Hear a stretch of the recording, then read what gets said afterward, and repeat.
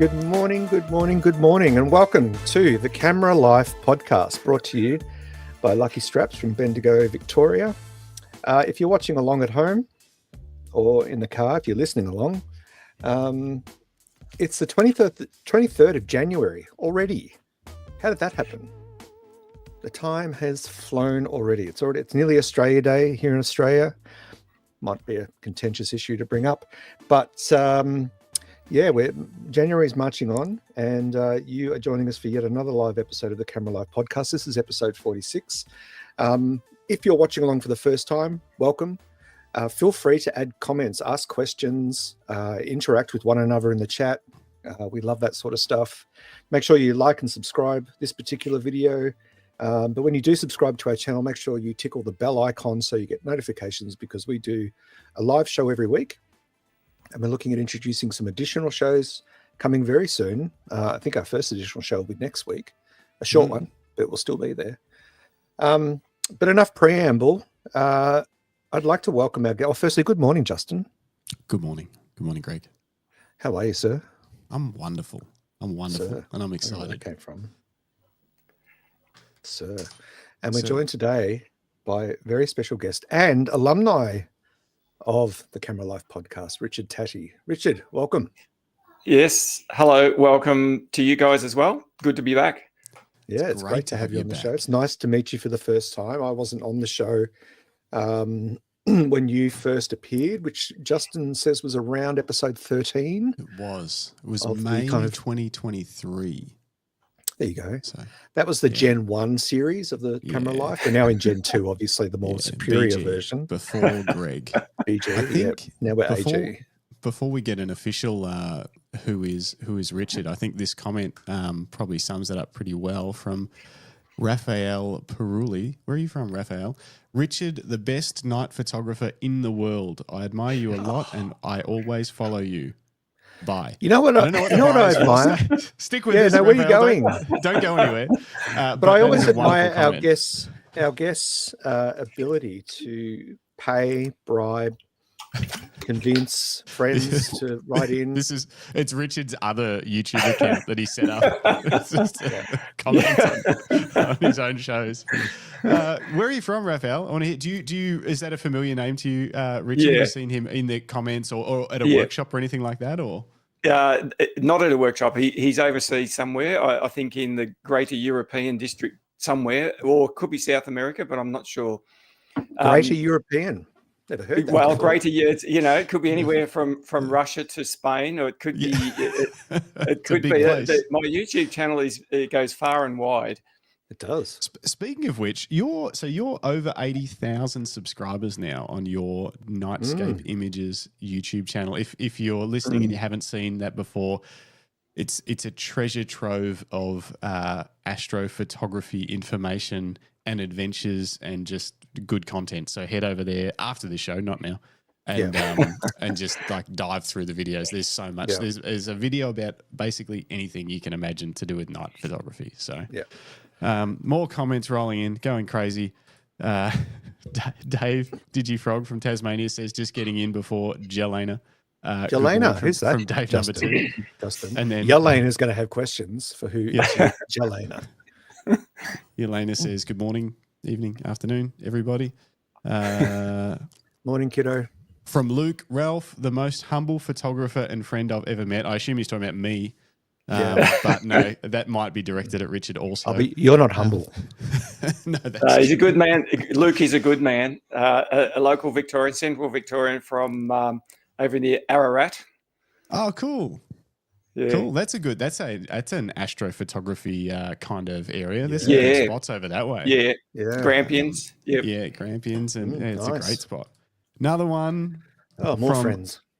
Paul Horwath, Nightscape Journals. Richard's an absolute legend, just the nicest and most encouraging guy in astrophotography. I'd go beyond Richard. Beyond astrophotography. Paul's a very lovely Englishman. He's from the UK. Oh, cool. Well, also part of the Greater European area. Yeah. Well, and it says Raphael is from Italy, which is very cool. I think that's our first Italian commenter. That's very, very cool.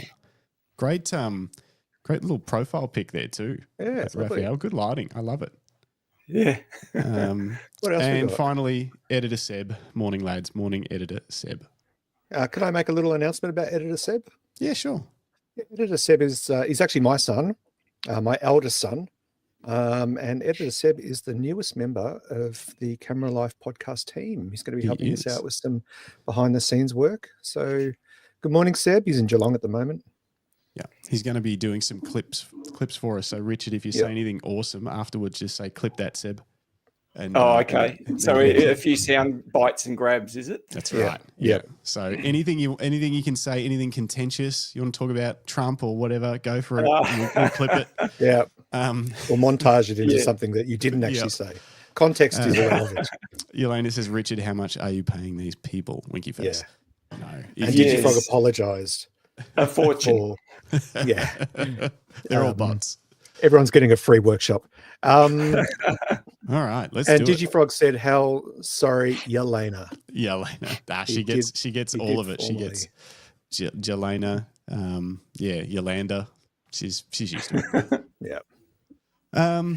Cool. So should we give for the? I mean, look, I'm guessing most of the people listening already know who Richard is, but let's get a little rundown just in case. Yeah, Richard. Richard, in a nutshell. Sorry, Justin. Are you and what do you do?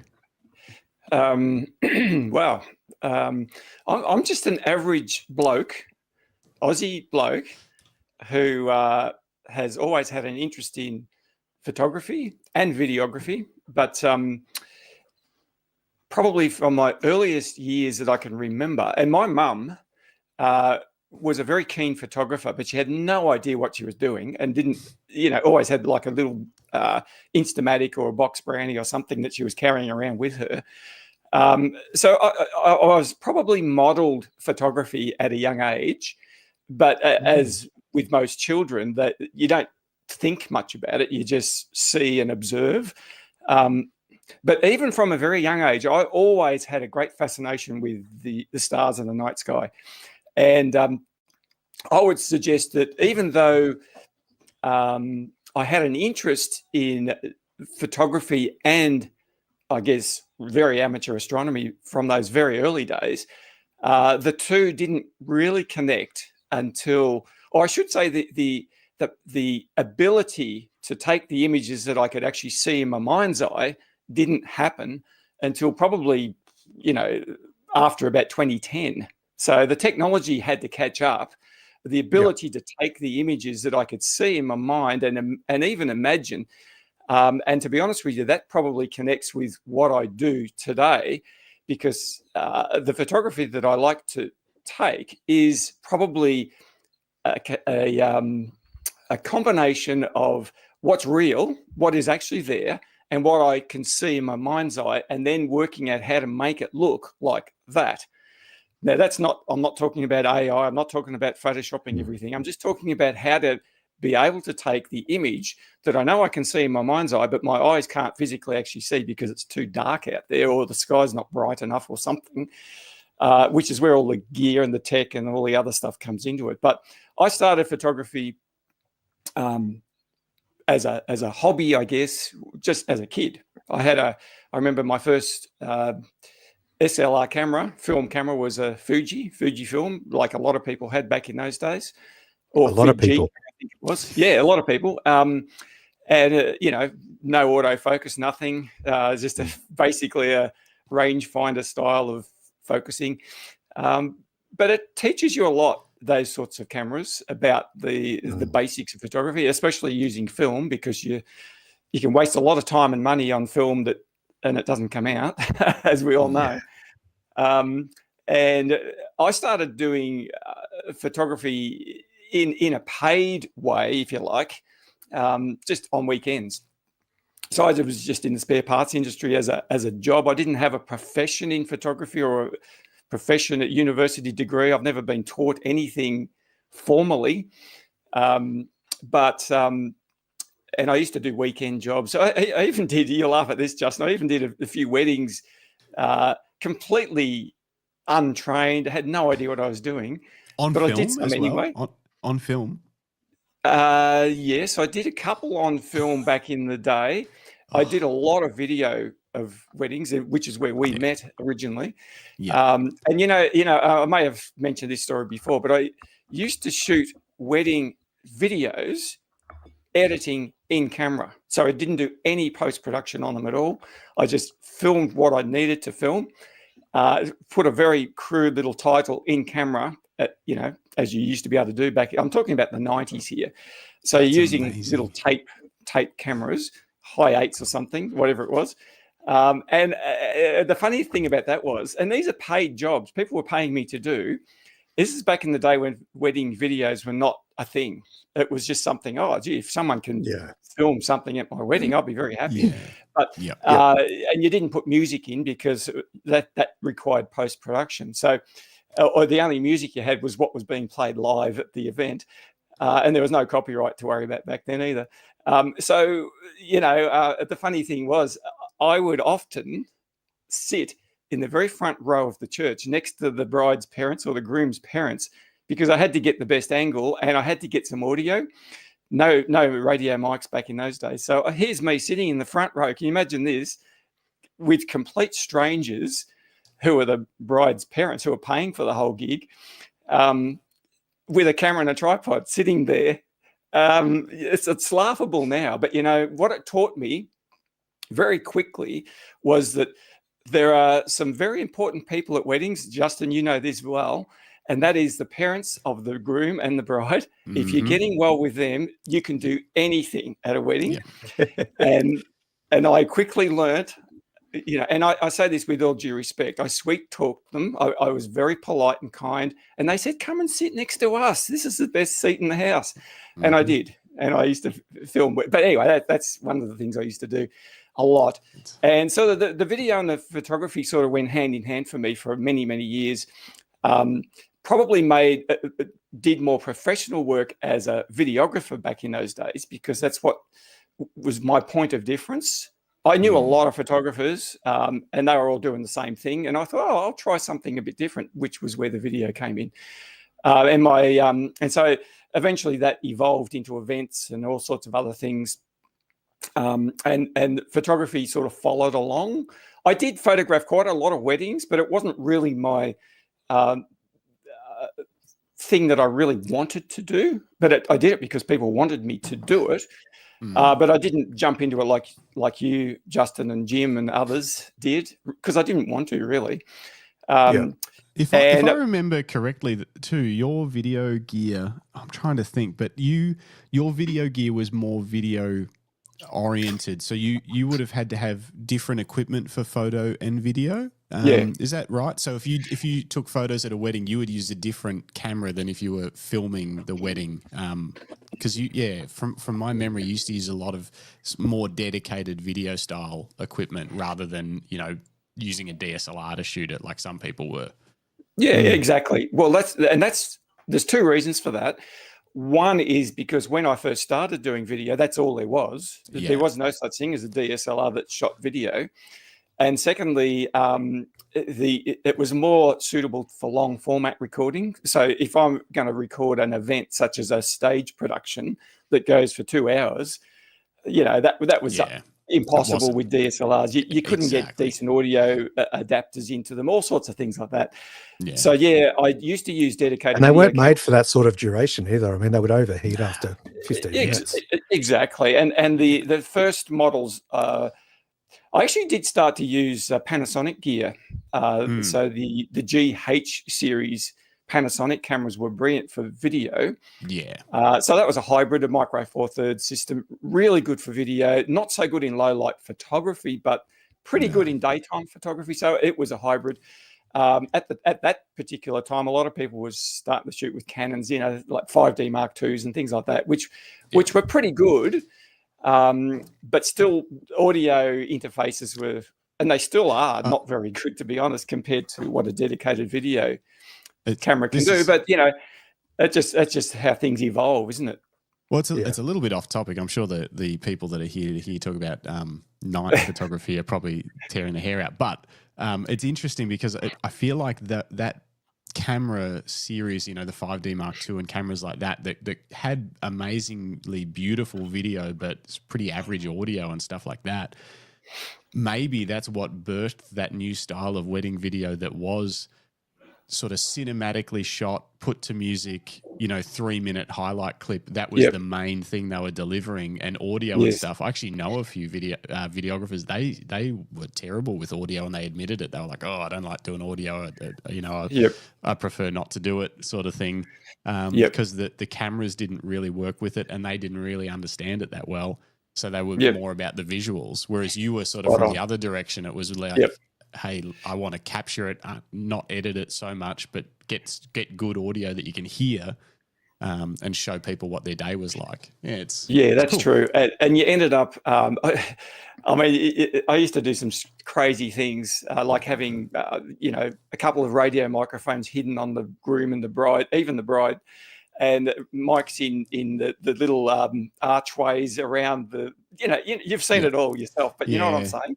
Whereas I was watching all these, and I dare I say it, younger guys coming through, because I was always not old, but I was, I'd been around a while, and these young guys, they didn't even have any microphones. Well, what are these guys doing? And as you say, that was just doing the highlights clips with the real arty sort of visuals that went with it. But anyway, so I did that, but I started doing Nightscape photography probably in earnest. And what year is it now? Probably about 12 or 13 years ago, I would say. And as I said previously, that's because the technology caught up with the vision that I already had for what I wanted to do. And just before we go on with that, sorry, Richard, I just want to jump in and just while we're talking about your earlier days, just before we progress to what you're doing now, when you talked about, the technology in cameras wasn't up to capturing the images that you could see in your mind that you knew were out there, if only you had the right technology to capture that light, long exposure and all that sort of stuff. Were you using, you mentioned being sort of a, hobbyist astronomer. What's astrology? Oh, that's the weird. Yeah, I wasn't fortune telling. No. Well, some people do. It's quite a racket. But were you using telescopes? Were you, what were you doing to sort of fulfill that before the camera could actually catch up with what you needed? Good question. Yeah. Well, strangely enough, when I was a young teenager, so let's say I was 12, 13 years old, I used my mother's box Brownie camera, which was already ancient at that stage. Box Brownie, because it's the only camera we owned in the family that you could actually leave the shutter open. All the others were just Instamatic click things. So you could actually leave the shutter open with a cable release. And so I was shooting long exposure images with a box Brownie in black and white on 620 film. That's crazy. As a 12-year-old, and capturing things like star trails. So, for example, an hour-long exposure. Yeah. And because that actually suited that type of camera, but say a 10 or 15 or 20-second exposure wasn't great because the low light gathering ability was pathetic on those. But for a longer, like an hour or 2-hour exposure to get star trails, it worked pretty well. The biggest problem I had was the tripod. I didn't have a decent tripod, and I'd try and hack something to make it not blow around in the wind. I did have a telescope, but I didn't use it for photography. It was too difficult. Although I remember taking a picture of a solar eclipse in 1976. So, I was pretty young. 76, it was 1976, total solar eclipse in Victoria. And I had a sun filter on this telescope, and I somehow rigged up the camera onto the telescope. I can't remember how I did that. And I used to use binoculars just as a visual to look around the sky. I didn't take photos through binoculars, but so I was very interested in what was going on, just from a visual astronomy perspective. The photography was just sort of part-time then because it wasn't very easy to do. And that came later, as I was saying before. Yeah. And so, you talked about getting the Fujifilm film DSLR, or SLR, sorry. What was your first digital camera? Do you recall? It was a Nikon D40, I think it was, a little crop sensor camera. which, you know, in its day, it did a pretty good job of what I was using it for. Now, I'm trying to remember what I shot with that. Just all sorts of things, really. But, you know, you got to realize, see, back in the day when I used to do, let's go back to about the year 2000, I was shooting a lot of videos, and I rubbed shoulders with a lot of wedding photographers as Justin.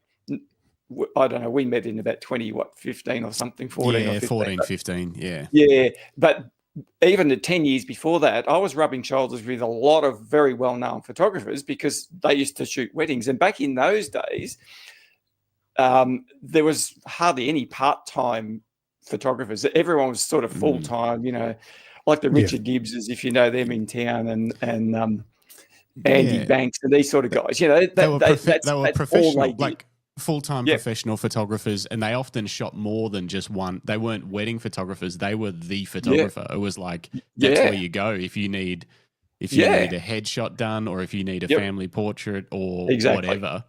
They were the professional photographer in town. I remember that era was ending as we were beginning, like Jim and myself. Like it was sort of like that was winding down, and people were becoming more specialized, and there was more of a possibility to be a part-time or you know, focus on one thing. Hey, I just do this and I do it on weekends or whatever. Yeah, that's right. And I rubbed shoulders with a lot of those guys and learnt a lot by doing that. Because one thing I would say about those guys, they were old school in every way and shape and form. But because of that, you can sort of learn how people go about doing something. And that's not to say that you can't learn by anyone now. You certainly can. But because I was doing a different job, and the other thing I will say about photographers, especially wedding photographers back in those days, their turf was their turf, and you did not stand on it. I was a wedding videographer on a number of occasions where the actual wedding photographer told me I could not shoot this scene because they were setting it up. And I can remember one of the grooms, who was actually a friend of mine, he said to this guy, he told him off in no uncertain terms that I was being paid same as he was. So, you know, there's no favoritism here for a particular composition. I don't think that happens now, but you could correct me on that, Justin. But no, not now. It's much more of the opposite. It's like, it's more of a collaborative thing. Exactly. What are you trying to get? You're shooting. Okay, you know, like we would even check with the video guys for certain parts and be like, oh, we would use flash, but if it's going to mess with what you're doing in this moment, we won't. You know, the photos won't be quite as good, but at least you won't have flashes going off in your video. You know, like you work with them because, like you say, it's all for the couple. It's not a competition. It's like what's going to be the best result for them. But yeah, it probably took a little while for that. Because you were at the start of it, you had to deal with all the growing pains. Yeah, that's right. But you learn. And I think I would say, and I'm not sure if you would agree, Justin, but I think weddings and events like that are all about people management. If you can deal with people and deal with the personalities, and I'm talking about the people you're working with as well as the couple or whoever, then you're on a winning team. You know, if you're trying to fight against people for the whole day, it's an absolute nightmare. Just an interesting little segue. You mentioned earlier that you were shooting on a Panasonic cassette. Was it a cassette? No. Well, I shot originally when I was doing videos. I shot Canon, Sony, Panasonic. What else did I have? Just about everything that you used to have back on little mini DV tapes. No, the Panasonic camera I referred to was a Micro Four Thirds, so that's a digital. Okay. So like the GH4 or something? Yeah, GH series. But I started with the GH1, believe it or not. Oh, wow. Okay. Yeah, I bought a GH1, which the autofocus on those Panasonic cameras is terrible, but the actual usability is very, very high. And this is something that I think a lot of photographers gloss over. They're always looking for features, and even in today, I talk about this on a lot of my videos. People are looking for what does this camera do? You know, what frames per second, what low light ability, what all these other things. What's the autofocus tracking like? All this sort of stuff. but they forget about, what does it feel like to handle how easy is it to actually get through the menu structure and all these other things. So the Panasonic Micro Four Thirds cameras were nowhere near as good as other cameras in low light ability. And as you would know, in weddings and events, low light is something you need to be able to deal with. But as far as usability and ease of use and small and lightweight, absolutely brilliant. And I used those for many years. I had quite a few different models. In fact, I've still got somewhere here a Panasonic G9, which was a much later version of the Panasonic cameras. And it's still, I used that camera up until the year 2020 for all of my YouTube videos because it was just so easy to use. Really, really good. I now use a Sony camera, Sony A7S III, which is what I've got here. But the only reason I really bought that was because its extreme low light video ability is incredible. Yeah. So you can go out at night time and shoot and see stars. Yeah, it's kind of what you do. That's what I do. The segue that I was referring to earlier about the Panasonic cameras is that I've just received notification this morning that, I mean, they're still making professional camcorders. We don't hear. Remember how big a rage camcorders were, especially the Sony ones. We had one as a young family back in the day in the 90s. It would have been. They're making a comeback, aren't they? Well, they've just announced 4 brand new 4K 60p 10-bit internal professional camcorders. 4 of them dropping in March. Because another company released 2 within the last month or so, or 6 weeks, I reckon. I can't remember what the other company was, whether it was Sony or someone like that. But yeah, there seems to be a little bit of, I don't know whether it's a resurgence or just they've always been there and they're just refreshing them. They have always been there, but marketing and branding always move towards the hybrid DSLR mirrorless tech, because that felt like the newest stuff. And why sell one camera when you can sell 2 in one for twice the price? And, but yeah, these brand new camcorders, they're impressive looking machines. There is a bit of a particular style for vlogging and stuff. I've seen a few YouTube channels that use the camcorders, and they've got that, they use the power zoom, and the flip out screen and the flip out screen. But it does give you this like nostalgic kind of feeling, this home movie feeling to the YouTube channel, because they're all just holding it like this, handheld, and and they'll zoom in on someone's face, and then like it's I don't know, I do like it. Maybe I'll be tempted. Try it for my documenting my life. Yeah, of course, you need another camera. Let's jump to some comments. Yelena wants to know, Richard, how much are you paying these people that are commenting on your...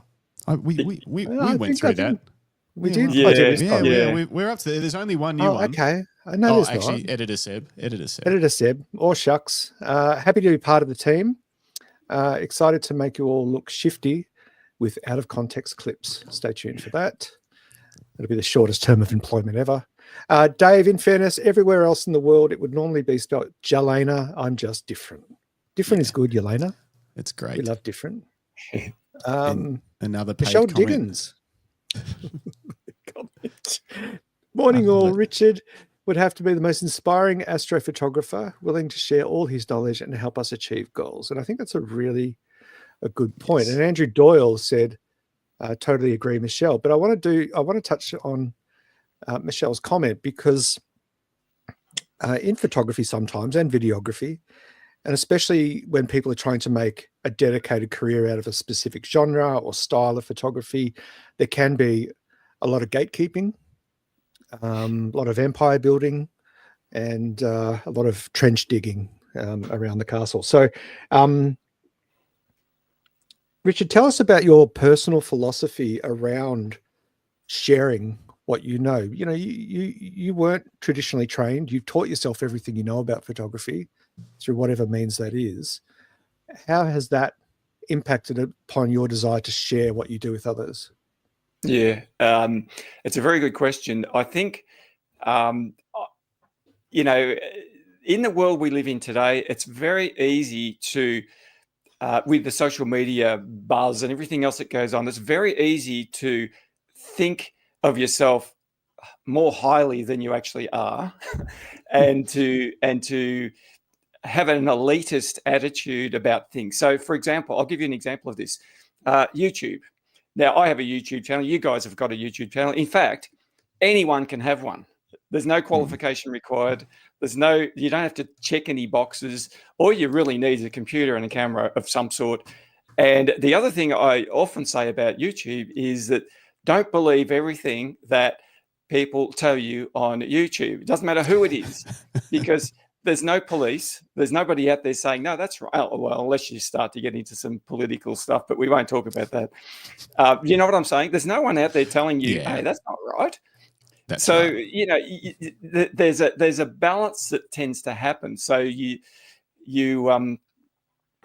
for me, I found that, okay, I could package up a whole heap of material, video material I'm talking about what I do and the Nightscape imaging and all sorts of things like that, and sell it as a package. Or I could just put it all on YouTube for free. And I thought to myself, okay, I think I might do that. And the reason for that is because the reason I started the YouTube channel was just to share some of the stuff that I was doing. It wasn't meant to be anything more than that. And I think if you talk to a lot of YouTube people, they would say the same thing. Oh, when they started, they just wanted to document their journey, or they just wanted to do this or that. It was never meant to become anything more than that. And back in the COVID times, when everyone was locked down, I decided to package up some what I classified as my online workshops and offer them completely free. Now, people could actually pay if they wanted to, and a lot of people did. And one of the reasons I did that was to try and to show people, hey, this is fair income. I'm not trying, this is genuine. I'm not trying to get something out of you that you're not willing to give, but I'm happy to give it for nothing anyway. And I guess that's for those who don't live in Australia, that's pretty much an Aussie thing. I think it's fair dinkum. It's an Australian expression that we use here, which basically means, you know, it's who I am. It's who I want to be, you know. Now, there's always a fine line in any business between what you make out of your business as a job, as a living, and what you're willing to let go and give away for free. That's a very difficult line to draw sometimes. But for me, you know, I'm not a young guy in the sense of I'm not just starting something. I've been doing this sort of stuff for years and years and years. And I think as you get older in life, you start to realize, hey, I'm happy with where I'm at in my life. I'm happy with where I am. I'm happy just to sort of share stuff.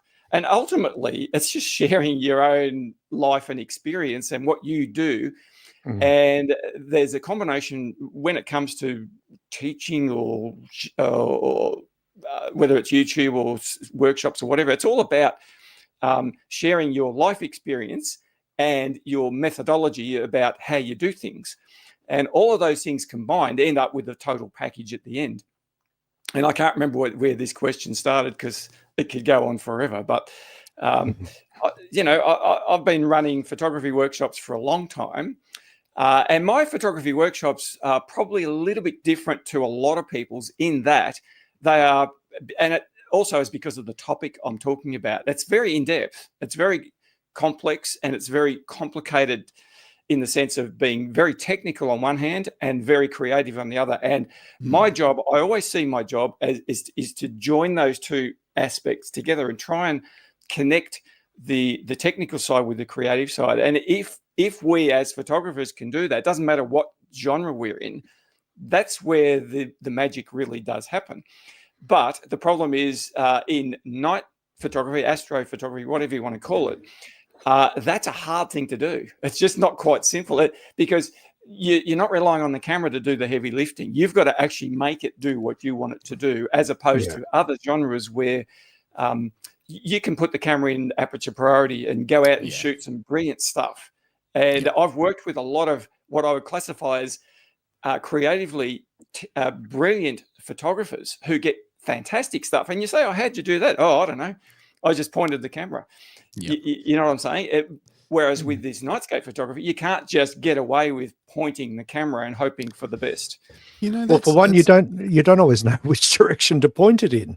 Well, there's that as well. Yeah. Exactly. It's not that obvious anymore. Not that obvious in Astro and Nightscape stuff. Like, in every other genre, there's pretty much a subject that you can see with your eye, or you pretty much know where it is, even if it's in a dark room. It's interesting to, like, just going back to putting the camera on the mode. Maybe I'm not up with, because it usually comes into beginner cameras first, some of these features. But would you say that currently cameras are slipping behind phones in night photography when it comes to point and shoot, set and forget, like because you get an iPhone or whatever, or the newest, I don't know, Galaxy or something. Most of them now have a night mode that will actually get you a photo of the night sky. But your average camera doesn't have a night mode that really, like one that will get you a Milky Way shot that you could, like you say, you just point it at the Milky Way and just hold it. But the stabilization and all the computational stuff that they're building into phones now, people are actually getting night photos from their phones with no knowledge whatsoever of settings. They're literally just pointing it and pressing it. Yeah. Do you think cameras are going to try and catch up to that? I think someone will come up with that, and typically that would be Sony, who do, because they're the innovators in camera manufacture of camera manufacturers.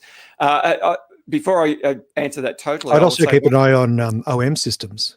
They often bring up freaky little features like that sometimes. And features. Modes, they can do. Yeah, that's true. What was I going to say? I think you have to realize that camera manufacturers, I'm talking about particularly Canon and Nikon, and across the board, but particularly those two as being the longer serving just camera people. They like to hold on to a tradition, and they like to hold on to where they've come from and what they are and what they stand for. Other companies who are newer to the party tend to be a little bit more innovative. I mentioned Sony because they are newer to the party. But and Greg, you mentioned Olympus and OM. They are under a fair bit of pressure to come up with things, and I think that's why they do that. But when it comes to phones, I can tell you there's one area where phones are far superior to mirrorless cameras or DSLRs or anything else, and that is the screen technology. Now you can go, it's like you can go out, you take your phone out into the bright sunshine and you can see everything on that phone. You take your camera out and you think, I can't see a thing on the screen. It's covered in writing. It's too small. That is the number one thing and I don't know why the big camera manufacturers don't improve the quality of their screens, because the technology is obviously there to do it.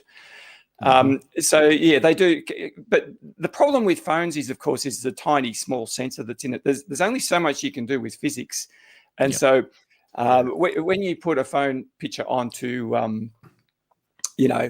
Instagram, for example, it looks fantastic, but obviously on a full screen of a computer. Now, AI is changing that to some degree because it can upscale, it can do all sorts of things. But I think you're right, Justin. I don't think any camera at this point in time is a point and shoot to take a brilliant nightscape photograph, because they're just a little bit too hard to drive. Yeah, which is where you come in with all of your education. Speaking of which, we've got a few more comments rolling in about that, so we'll just quickly whip through these. A couple of questions too, which are good. Brett Davies, he says, actually, I'm generally happy to pay Richard for one of his workshops every now and then. Not sure what that means, but I think that's a compliment. And I'm pretty sure he's enjoyed either online or in-person workshops by the sounds of it. Andrew Doyle says, I've learned so much from Richard via his YouTube channel and was lucky enough to attend one of his workshops, which I think, based on what I saw on your website, are fully sold out already for 2025. Is that correct? They sell out quickly. I haven't actually advertised any of them for years now. To be honest with you, I'm doing less of the traditional workshops that I used to do and that means they sell it quicker because there's less of them. But yeah, Andrew's a good man. He came last year to one of my workshop groups, and look, I really connect with people, and a lot of these people who are talking on here online, I know them personally. Some I don't, because I've never physically met them, but I still feel like I know them personally because we interact, whether it's on a comment on a video or I see something that they've done and decide, just talk about their picture or whatever it may be. So yeah, it's good. Very good. A couple other quick ones. Virat Shah. I don't know how to pronounce Shah. Pronounce that. Richard is an inspiring astrophotographer, and he explains things in a perfect way. A teacher who connects you and encourages his viewers. Connects with you. Sorry, I'm terrible at reading today. I've learned a lot from him, a legend in astro, and it looks like you've got a wonderful astro shot as your profile picture. So, yeah, quite a handy photographer himself by the look of that. He is. Virat is a brilliant photographer. He's from Perth in WA, and Nice. really good man. Very encouraging himself as well. Does he do YouTube and stuff, or is he just? Well, as far as I know, Virat doesn't have a YouTube channel, but he does hang around with another guy over there who does have a YouTube channel. So he tends to feature in the background and as a sort of partner in crime with another guy over there. So nice. It's good. Hit us up, Virat. Join us on the show sometime. Yeah, come and say hi. Quick question from Raphael in Italy. What do you think about the Nikon Z8? I know that so many megapixels are difficult to manage in Milky Way photos.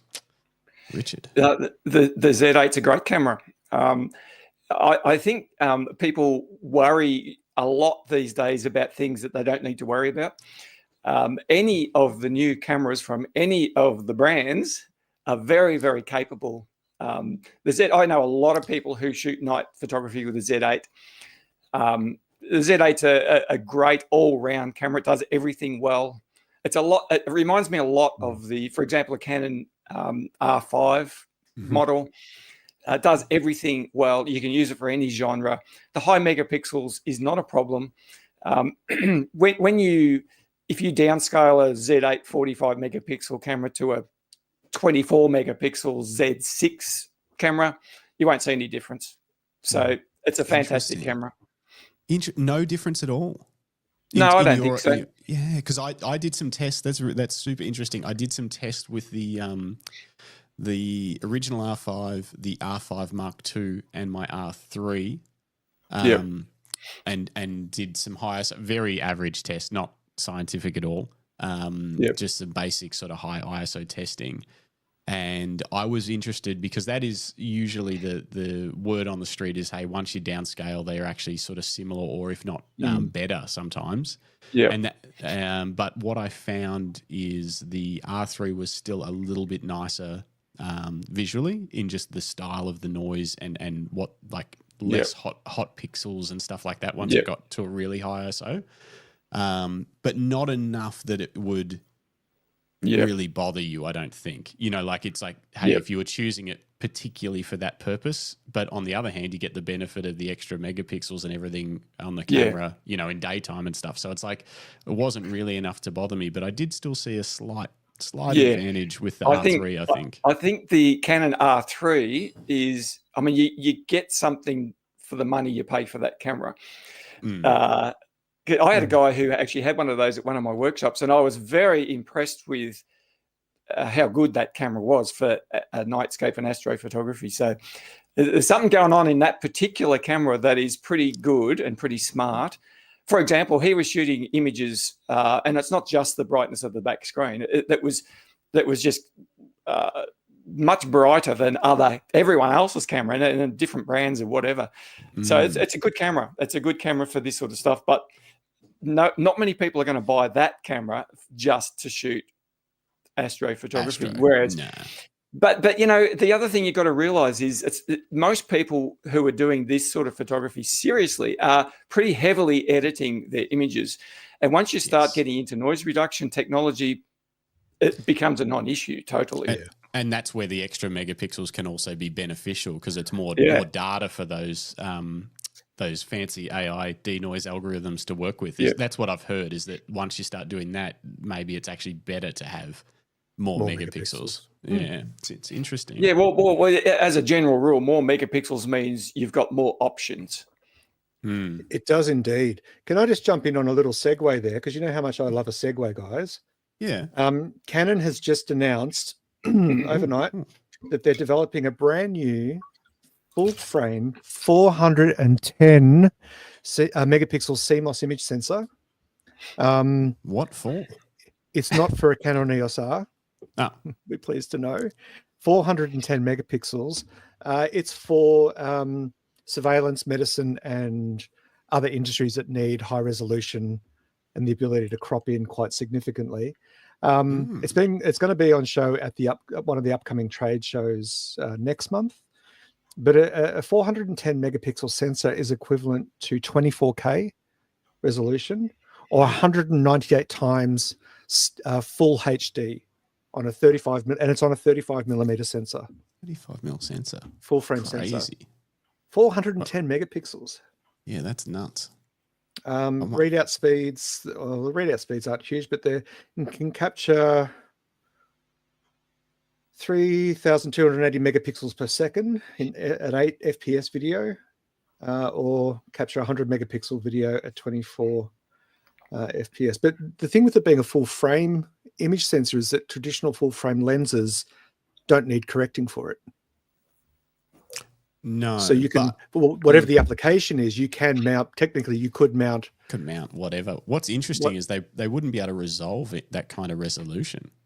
So it would likely need specialized lenses that are designed to resolve that insane. It probably would. Yeah. Crazy. And let alone like data storage and, you know, a processor that can handle that sort of data would be pretty insane as well. But it is an interesting proposition. Last year they revealed in January, I think it was earlier last year, they revealed a 250 megapixel there it is, megapixel sensor. So yeah, it's interesting to see how even within that smaller form factor, like they didn't go to medium format or large format, they kept it within the 35 mil and they just crammed so much, which is pretty fascinating to see where that leads in the future. Anyway, I digress. Richard, so there's a lot of tech, often a lot of accessory technology involved in the images that you create, whether they're, for tracking and stacking, and for time lapses, there'll be sliders and all sorts of crazy stuff that's separate to the camera. When it comes to just specifically the camera and the lens, is there anything first of all, what are you shooting with now, currently? What body? And also, is there anything that you're longing for? You know, like, is there something you're like, damn, I hope the next camera they bring out is higher megapixel, better high ISO or whatever? Or like, specifically, is there something that's holding your work back technology-wise at the moment that you want to see advance? Yeah, it's a really good question, and I'll preface my answer by saying this: that camera tech, or the technology that goes with cameras, is an area that so many people get bogged down with. So, in other words, that can become a barrier or a roadblock. Thinking, oh, I need this, I need that, I need that. The reality is that camera technology hasn't changed very much in the past 5 or 6 years. I'm shooting with currently a Nikon Z6 Mark II and a Mark III. Now, they're 24 megapixel cameras, both of them. Now, and so that's a Z mount. My favorite lens is the 20 millimeter f1.8 Nikon Z lens. So typically I'll shoot with prime lenses, fast aperture primes. Most of them are 1.8. I do have a couple of zoom lenses at f2.8. So it's really funny. When you start talking about low light photography, the majority of people think, oh, well, f2.8, that's a fast aperture lens. But when you start really talking about low light photography, you really need to get a bit lower than that. So f1.4s, f1.8s, potentially even f1.2 if you can find one of those. because it opens up a whole lot more options. Now, the camera itself, because there has been probably more advances in editing technology. So, for example, in Lightroom, Photoshop, and Capture One, and all these other programs have probably advanced a little bit more than cameras have, in my opinion. What is advanced in cameras typically is autofocus, and stuff that is related as much to video as it is to photography. When you're shooting Nightscape photography, obviously autofocus is irrelevant. You're not autofocusing at night. You tend to be manually focusing.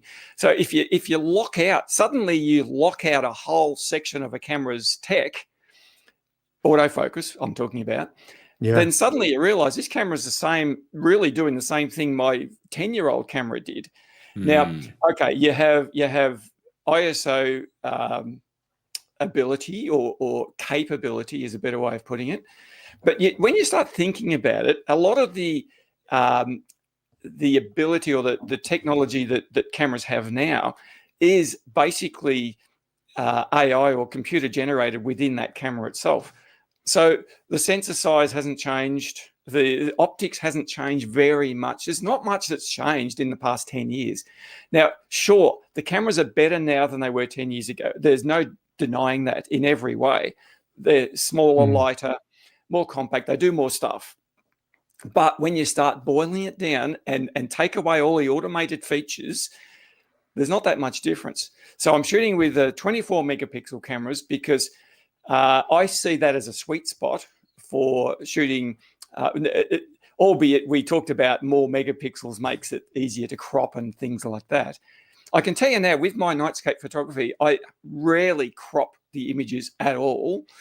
If I want a bigger megapixel picture, then I can shoot panoramas and get massive amount of megapixels with a 24 megapixel. I see that as a sweet spot in my mind with digital cameras across the board. I'm talking full frame. I'm not talking about medium format cameras. That's a different thing. And lenses, look, what you're looking for to shoot low light astro landscape photography is light gathering ability. So lenses that don't have a lot of vignetting, for example, are better than ones that do, because typically with vignetting, you've got to stop down the aperture to lose it. So to stop down the aperture, I'm losing my light gathering ability. But I can tell you this, if I put an f2.8 lens here, let's just say a 20 millimeter f2.8 lens, and I put it over here a 20 millimeter f1.8 lens, and stop them both down to f2.8, or one's wide open but one's stopped down, I can tell you now the prime lens at f1.8 that's stopped down is going to be a better image than the one that's natively at f2.8, because there's less vignette. It's not operating at its fullest aperture capacity, so it's affording a little bit of flexibility. So that's typically why I shoot prime lenses. Lenses are the thing that will enable pretty much any camera to capture low light images. The camera body itself, even noise performance, is less of an issue now than it was a few years ago. There's Topaz AID noise, and there's built-in Lightroom, built-in Photoshop, built-in all these other DxO labs, and all of these noise performance, noise additional programs, or whatever you want to call them. They do amazing jobs with the thing that they're designed to do. The camera doesn't have to do it. Now, you might remember probably about 5 or 6 years ago, maybe a bit longer, Sony had the famous Star Eater issue. It was typically, it was noise reduction built into the camera at a certain shutter speed and certain ISO. And people howled it down. They said, oh, no, they're killing our stars. Well, guess what? You know what people do these days? They do star reduction deliberately, which is what Sony was doing it automatically in the camera. So there's all sorts of things. But technology-wise, the question you asked me was, what do I wish the camera had that it doesn't? Well, it's not much. They just about do everything that you can imagine. But having said that, that hasn't changed a lot in the past few years. And the accessories, things like star trackers, are great. I mean, they do a great job. But, you know, this is here's my, I hope you can see this. I've got one hand here and one hand here. Now, if you add something here, typically you're taking away something here. So, you know, more megapixels. I'm adding more megapixels, but I might be taking away on low light performance, or I might be adding aperture. So I've got an f1.8 lens, but oh, hang on, it's only a prime. It's not a zoom. You know, compromise is the word that I will often use when I'm talking about nightscape photography. With landscape photography or portrait photography, there are far less compromises required in your photography, whether it's gear or stuff or technique, than there is in astro landscape photography. It's a lot harder to do it. And the challenge of getting it right or doing it really, really well is you have to meet it head on. And that is less to do with the gear and more about your understanding and how to use the gear and what to do in certain circumstances and how to light a subject or something like that. One of the things that people talk about all the time is light. Okay, so when it comes to a nightscape image, then one of the things you'll quickly find out, and we talk about noise, let's associate light and noise together. Typically, if you underexpose an image a lot, it'll look noisy.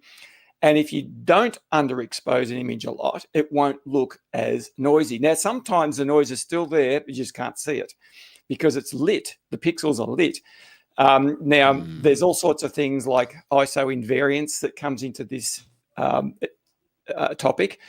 And that muddies the water. But the basic principle is if you have a correctly exposed image, and I'm talking daytime, nighttime, anything, then it can be shot at a high ISO and it still looks pretty good. But if you have an underexposed image, even shot at a low ISO, it can look muddy and dirty and grainy and awful. Do you remember the technique going back a few years now when Canon was really sort of falling behind on their sensor technology a little bit for a while? Remember they used to get, if you pushed the shadows, they get banding and some magenta and stuff in there. So there was this technique everyone talked about called ETTR, exposed to the right, which is essentially what you're talking about, where you're essentially overexposing the images. But then, and trying to preserve the highlights, but overexposing the shadows and then bringing them down in post-production. That's rather than trying to pull the other way. But it's funny. A lot of those techniques now are not really required as much. Like you say, correct exposure is important to not introduce extra noise, but you don't really have to.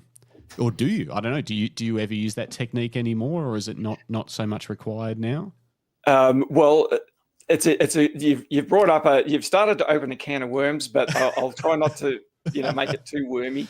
As a general rule, Canon used to be a camera you would never underexpose. Okay, but with Sony, Nikon, and other brands, particularly Sony sensor cameras, you could underexpose and just lift them in post, and with no loss of quality.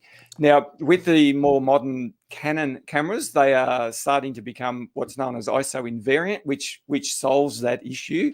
So the exposed to the right concept was talking about the histogram that you would see on a camera, where you push the little mountain, if you like, further towards the right-hand side, which is more exposure. Now, obviously, you don't blow the highlights, because if you blow a highlight on any image, it's blown. You can't get it back. But if you push it a bit further over, you lift the shadow detail, because the Canons used to be really bad with purple fringing around the bottom. But even with the purple fringing, if you lit the shadow areas with a torch or something, like that image you can see on screen there, that's been lit in the foreground. Even with a camera that was struggled a bit with the banding issue, if you light that, the purple fringing isn't as visible. Now, it's probably still there.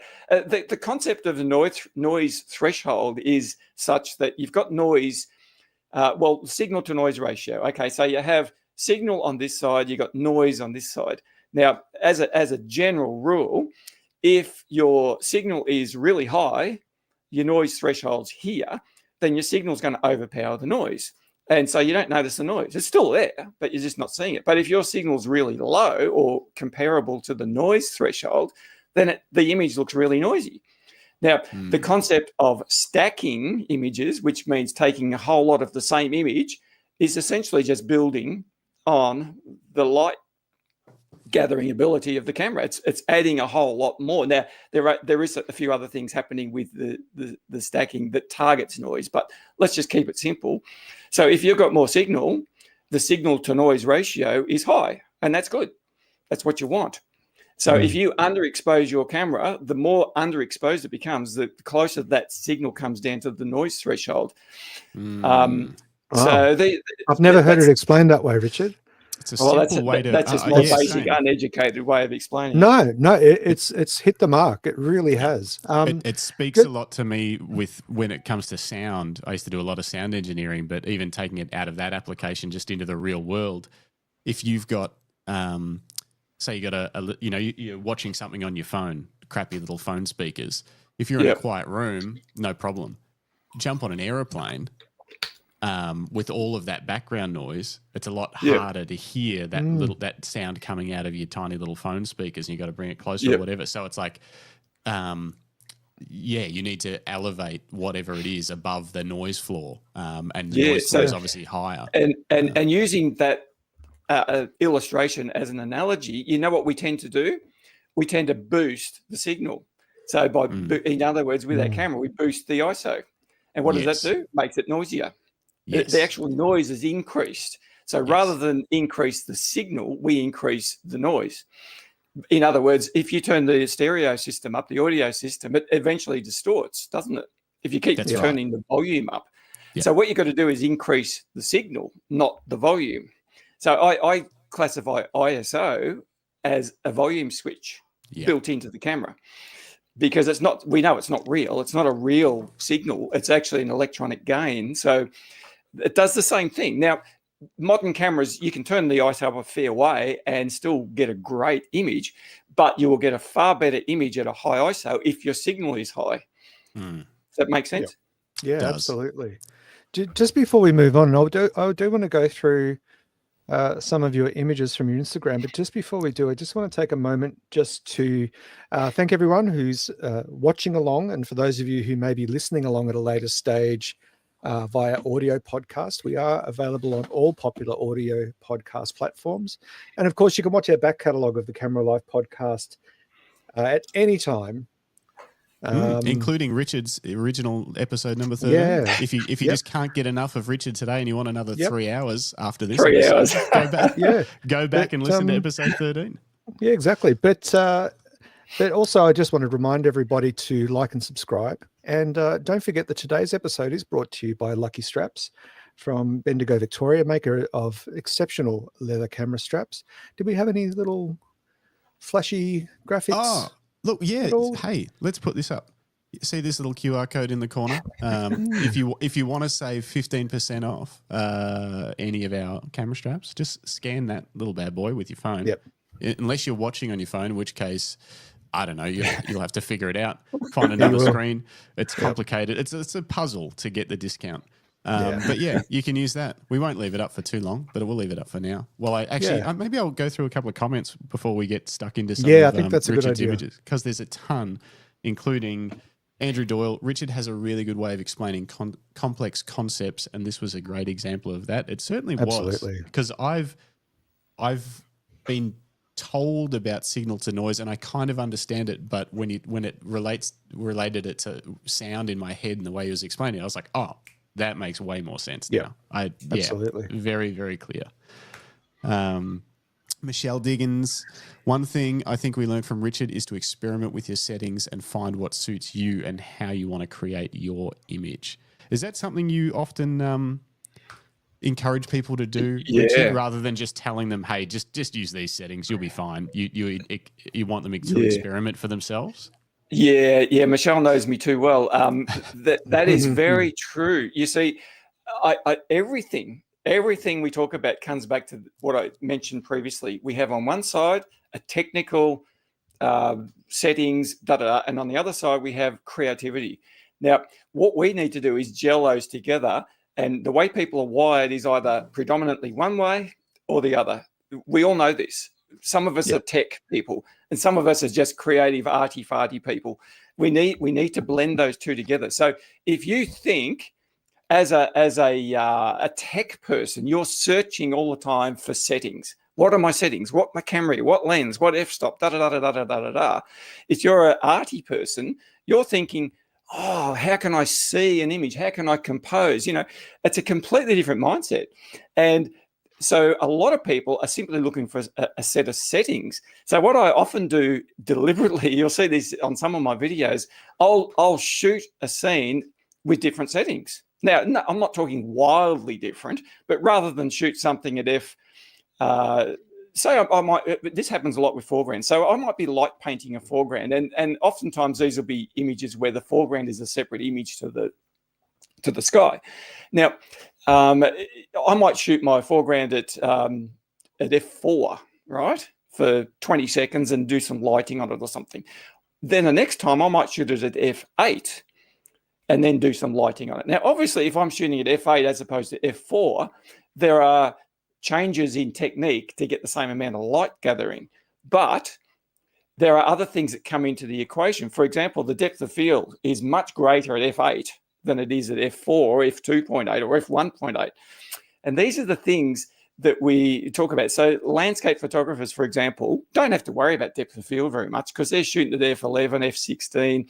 Everything's in focus. You know, from a couple of meters in front of the camera to the whole world is in focus. You start stopping down your lens to f1.8, f2, f2.2 and things like that. It's really hard to get things in focus. If I want to shoot something that's close to the camera and feature that, and when you see my images, you'll see I do this a lot. Sometimes you've got to stop down your aperture or refocus or whatever, but stopping down the aperture does that as well because it increases your depth of field. So changing all of these things makes you think, and that's one of the other things that is one of my favorite sayings is with nightscape photography, astro landscape photography, it's a genre of photography that makes you think about what you're doing rather than just follow the same set formula a lot. I don't know if that answers it totally, but that's what I think it does. I'd like Sebi to clip that one too. I think that's worth keeping. Clip it, Seb. Clip it. We're doing it. More comments. There's so many. All of them are love for Richard. Nick Holt, I have to agree with Virat's words. I wouldn't be at the level I'm at now without Richard's inspiration. Thank you, Nick. Wells was privileged to join Richard on a 2024 Nightscapes workshop and echo Andrew D's sentiments. Richard is a brilliant teacher and human who really stimulates your thinking. Have learnt so much from him. It's just these people, they love you. You're loved. Yeah, Diane's from New Zealand, lovely person. It was really good to meet her last year. Oh, that's cool. Was that, so we'll get to that a bit later. Was that as part of the New Zealand workshop, or like the trip that you did? Or no, it wasn't. It wasn't. It was, she came over here to Australia and came out to the farm out near Tarnagower. Nice. Yeah. Very cool. Tony W, always love Richard's videos and photographs, very educational. Drunk wedding photographer, ahoy there, matey. Good to see you in the comments. Couple more. John Rudder photography, so much wisdom there. I could listen to Richard chat about photography all day. Well, challenge accepted. We'll just keep going. John's brilliant. He's a great guy. You would love him. In fact, you should have John on your channel. He's a very clever man. We'll have you. If you'll have us, we'll have you. Digifrog, he went from the R5 to the R3 and was initially worried about the loss of megapixels, but the noise benefits outweighed the megapixel issue in his opinion. I kind of agree too. I use a bit of both. I'm enjoying both of those cameras, but yeah. And finally, a question from earlier from Ken Peterson. Richard, how important are YouTube videos compared to your workshops when it comes to income? I assume with 80,000 subscribers, you make millions a month from your YouTube channel, or is it billions? We do. Thank you, Ken. Ken's a watcher of my YouTube channel. you don't make a whole lot of money from YouTube unless you've got hundreds of thousands of subscribers. I can tell you that from experience. It comes down to watch time and view numbers. It's not so much associated with subscriber count. And I do find that the genre of photography that I have is a niche market. So it's not widespread. So you won't get hundreds of thousands of views on a video because there's not hundreds of thousands of people that want to do it. It's only a minor amount of money. You don't get a lot of money from YouTube with the view count that I have. It's helpful. It's pocket money, but you certainly couldn't live on it. So you make more money from workshops and things like that. You do a few other things as well. I think you do calendars each year usually. Sell some calendars. They usually sell out, I think, from what I can they tell. do. Look, I've done a lot of things. To be honest with you, boys, I'm if anything, I'm slowing down. I'm not speeding up. I'm not trying to ramp up anything. I'm keeping my life simple. I've got grandkids now, and I'm not saying I'm getting old, but I'm feeling like I'm feeling like I'm content where I'm at. One of the things I do enjoy about YouTube is the fact that I can do that from home. I can do it from where I am. I don't have to travel the world to do that. And I actually appreciate that. And that's one of the other things that I will mention about YouTube that I enjoy, and that is because I live in central Victoria, there's no epic landscapes here. There's no epic locations. So making an image out of something that is quite insignificant is important to me. And I think it's important to a lot of people, other people, because most people don't live on the edge of the Grand Canyon to take photos every day, or in the Dolomites or something like that. So, these are part and parcel of what my YouTube channel and everything about what I do is all about. It's actually trying to make something out of nothing, almost trying to find the good in something that we think is bad. Can we, on that note, we might bring up your Instagram page. Justin, did you remove that earlier? I just pulled it down so we had a better visual in case we were going to clip something. Whatever. But we're back. So where am I here? We did talk earlier about,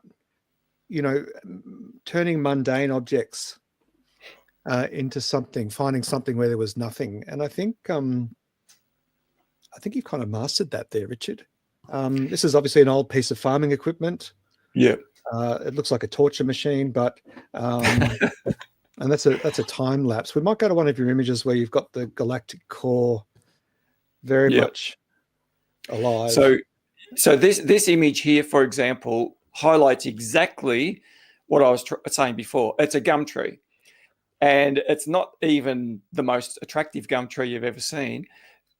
So, image taking is all about storytelling. Let's face it, that's what it's about. And so what I'm looking for is some image somewhere that will connect people to something. So this is just a basic gum tree with the Milky Way galactic core over the top of it. My intention is to compose it in a way that it's attractive to the eye, and it's not overcomplicated. So it's an image of the Milky Way over a tree, essentially. Yep. And so can you just talk us through as well, because that Milky Way looks epic. Yeah, that Milky Way is using a star tracker. It's a single image from memory. Okay. It'll say on there. Yeah, it's a single one track sky image. Yep. Yeah. So there's all sorts of discussion about techniques to capture a night sky image. Now, as we all know, because the Earth's rotating, the stars are moving across the sky, and that limits our ability to extend our shutter speeds out. So the use of a star tracker, which is a device that actually follows the stars across the sky very slowly, but at the same speed that they're moving, enables us to extend our shutter speed. Now, once you can extend your shutter speed, you can get get back to this thing again, a higher signal to noise ratio, and the stars are not streaking because they're not actually moving through the frame. So you get better quality of image. You can lower your ISO. You'll notice there that I've shot that at ISO 1600. Yep. So I don't have to shoot at ISO 6400 or ISO 10,000 or something to get a nice bright image. I can shoot at a low ISO, just a longer shutter speed. So the concept of the rule, the exposure triangle, which most photographers are somewhat aware of, how you have aperture, shutter speed, and ISO. Now, in nightscape photography, particularly, just point and shoot at the sky, you're basically limited with your shutter speed because of that movement. Now, daytime landscape photography, for example, or long exposure photography in the daytime, where you haven't got stars, you can shoot a long shutter speed and get blurry clouds and blurry water. We all know that.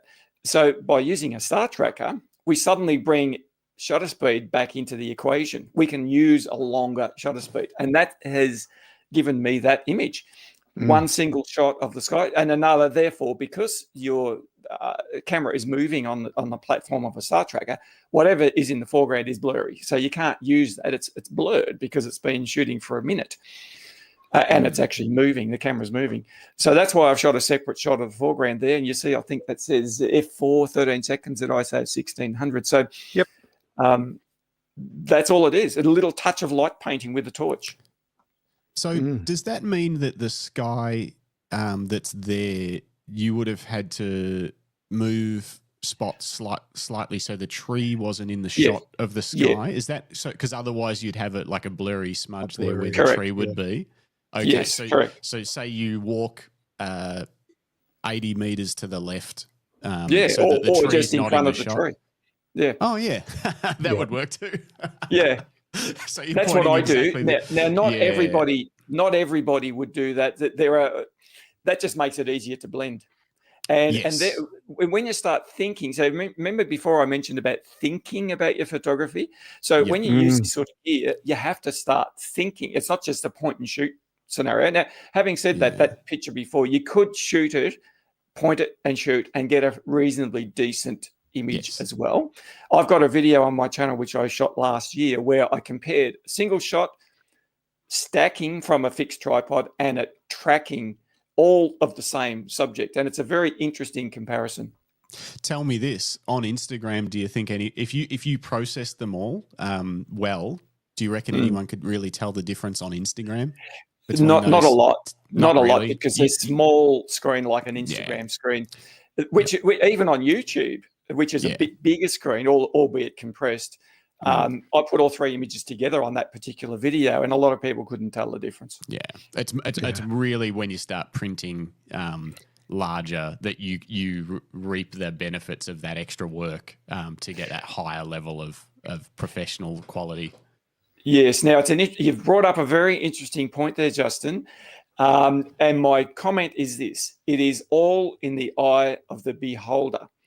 Because when you begin this journey of nightscape photography, we think getting anything that's in focus is a good picture. As you progress down the track, by the time you get a few years down, you might think, unless this thing is stacked and tracked and light painted and denoised and everything else, it's not a good picture. So this is a mindset. And people who are photographers are stuck in mindsets. We all get stuck in mindsets. And this is why I encourage people to go back to the basics, go back to the original methods and style and see what you can do now after a few years of experience. And you will find you'll still get as much enjoyment out of that single shot that you took of that tree with the Milky Way, even though technically it's probably not as good, but the experience out there is just as good. And the editing's a lot easier. And so people, I think, need to stretch out of that mindset that they're locked into. It's all about settings. It's all about the gear. It's all about a new camera. It's all about a new star tracker. It doesn't have to be. Okay. Yeah. Very cool. I love it. Very cool. And there is that feeling that you get, that's what I've always enjoyed when it comes to night photography, and that's why I've never really experimented with the tracking and stacking and multiple exposure stuff, because for me the magic is when the camera goes blank for a little second and it thinks about it and the red light flashes, and then when it finally comes up and the image is right there on the back of the camera. That's the bit that I like. I like when you get your settings right and you got the light painting right and you didn't muck something up. The torch isn't in the shot, and then it pops up and you're like, wow, that looks exactly what I was trying to do. Whereas I don't know if I would get obviously your images look next level, but you don't get to see them on the back of the camera. You have to, you're having to imagine how you'll pull it together later in your mind's eye, like you were saying. Yeah.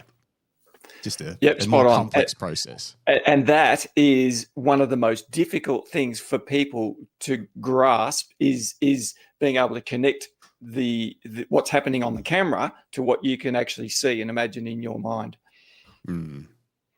Yeah. So some of these, this is a Tasmania, that's Cradle Mountain. That's a trip I did last year. Obviously, it's a daytime picture. You don't see too many daytime pictures. You do go out in the daytime. Yeah, you're a vampire after all. Sometimes I do get out. Now, that's not my image. That was from a guy called Royce Bear. He's an American guy. That's obviously in the US. Yeah, that's cool. Somehow it got onto my Instagram. That's in Tasmania as well. By the way, that image there is a panorama. It's not tracked. I don't think it's, what is it? I did stack. What's it say there? Four foreground. Yeah. I'll tell you how that image was taken. That is a panorama, even though it doesn't look like a panorama.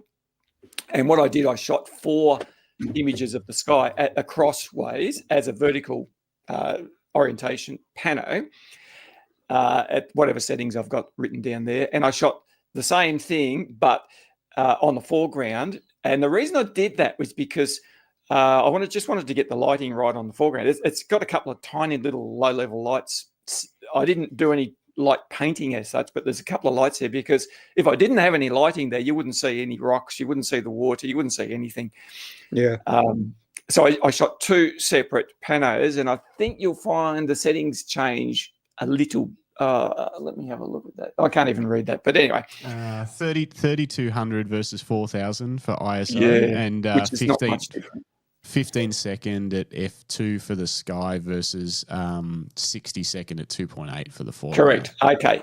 Yeah. Okay. Now this brings me back to my signal to noise. So I shot 60-second images of the foreground to gather more light.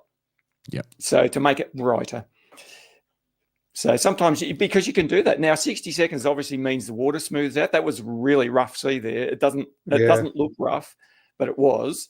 But I shot it long exposures to make sure I got more signal into the foreground. Now, I probably could have got away with less than 60 seconds, but that's what I did. Yep. So is that an aurora in the background? No, that's just the green air glow. No, that's facing due east. It's not light pollution because it's going out to it's in Tasmania on the Bay of Fires. It's air glow. So the actual light in the sky. Air glow is technically, I don't have a technical explanation, but it's a bit like aurora in the sense that the sky will change color and you see it in long exposure. So that on this particular night, there was a lot of green around. And I was in Tasmania a few years ago and the sky was red. And that was a night before a big aurora happened where obviously the sky starts to glow. So there's stuff going on in the sky all the time in every direction around that you see.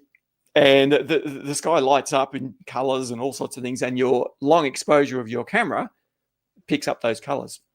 Interesting. I've seen this in a few photos, this red ring. Yeah, so that is that particular shot's taken with what's known as an astro modified camera. But essentially all it is that the cameras are designed with filters that filter out any light that our human eye can't see. That's how come when we take a photograph, it looks like what we see with our eyes. Now, obviously there are spectrums of light that our eye can't see. And so if you get a camera full spectrum modified, for example, it will see everything, ultraviolet, infrared, da-da-da-da-da. And then people put various filters in front to get that. So for example, infrared cameras, they get that sort of real bright black and white look. This is what's known as a visible plus H alpha modification. And that sees hydrogen alpha, and there's lots of hydrogen alpha in the night sky around Orion, which is this area here. And it's that pinky red color. So essentially what that filter does is filtering in more of the red and pinks. Simple as that. So it can actually see that. But it's actually picking up hydrogen in the atmosphere or out in the night, out it's in in the space. galaxy. It's in, They're galaxies and they're nebulas. They're way out light years away. Jeez, And various amazing. images. Some areas of the night sky have more or less of that particular. This image here, that just go back one again. That one, yeah, sure, mate. That first one, that's in Tasmania. That's on the Freycinet Peninsula. There was a bit of an aurora happening at the time. That's just a pretty simple composition, nothing overly complicated about that. I shot 2 images only to get more light gathering on the foreground. So obviously, if you're shooting, 10 or 15 seconds of the sky is always brighter than the foreground. So the sky is nice and bright, but the foreground won't be. So that's why I shot a second image there with, you'll notice those little bit different settings. It's 120 seconds. That just captures all the sand and all the trees and all you can see some definition on that mountain now, which I could not see at 20 seconds. And I would be really pushing the exposure. In other words, lifting the shadows, lifting everything, and potentially lifting the noise. My signal to noise ratio is bad, so therefore I get a noisy image. By doing it this way, I've got a good signal to noise ratio on that 120 seconds. Very cool. That makes sense because, if that was me out like looking for a night sky shot, I would always be looking at how will the landscape be silhouetted against the sky, because I know it'll be mostly dark, unless you light paint it or something. So I'd be like, okay, I got to get lower so the tree sticks up into the sky so you can actually see the whole tree trunk and not just like some blobs on the horizon and all that kind of stuff. But I see with you bringing more of the foreground out, you get to experiment with compositions that otherwise might not work for a night sky, a single night sky photo. Yeah, exactly. And see that you've hit the nail on the head. That is my philosophy of my night photography, full stop.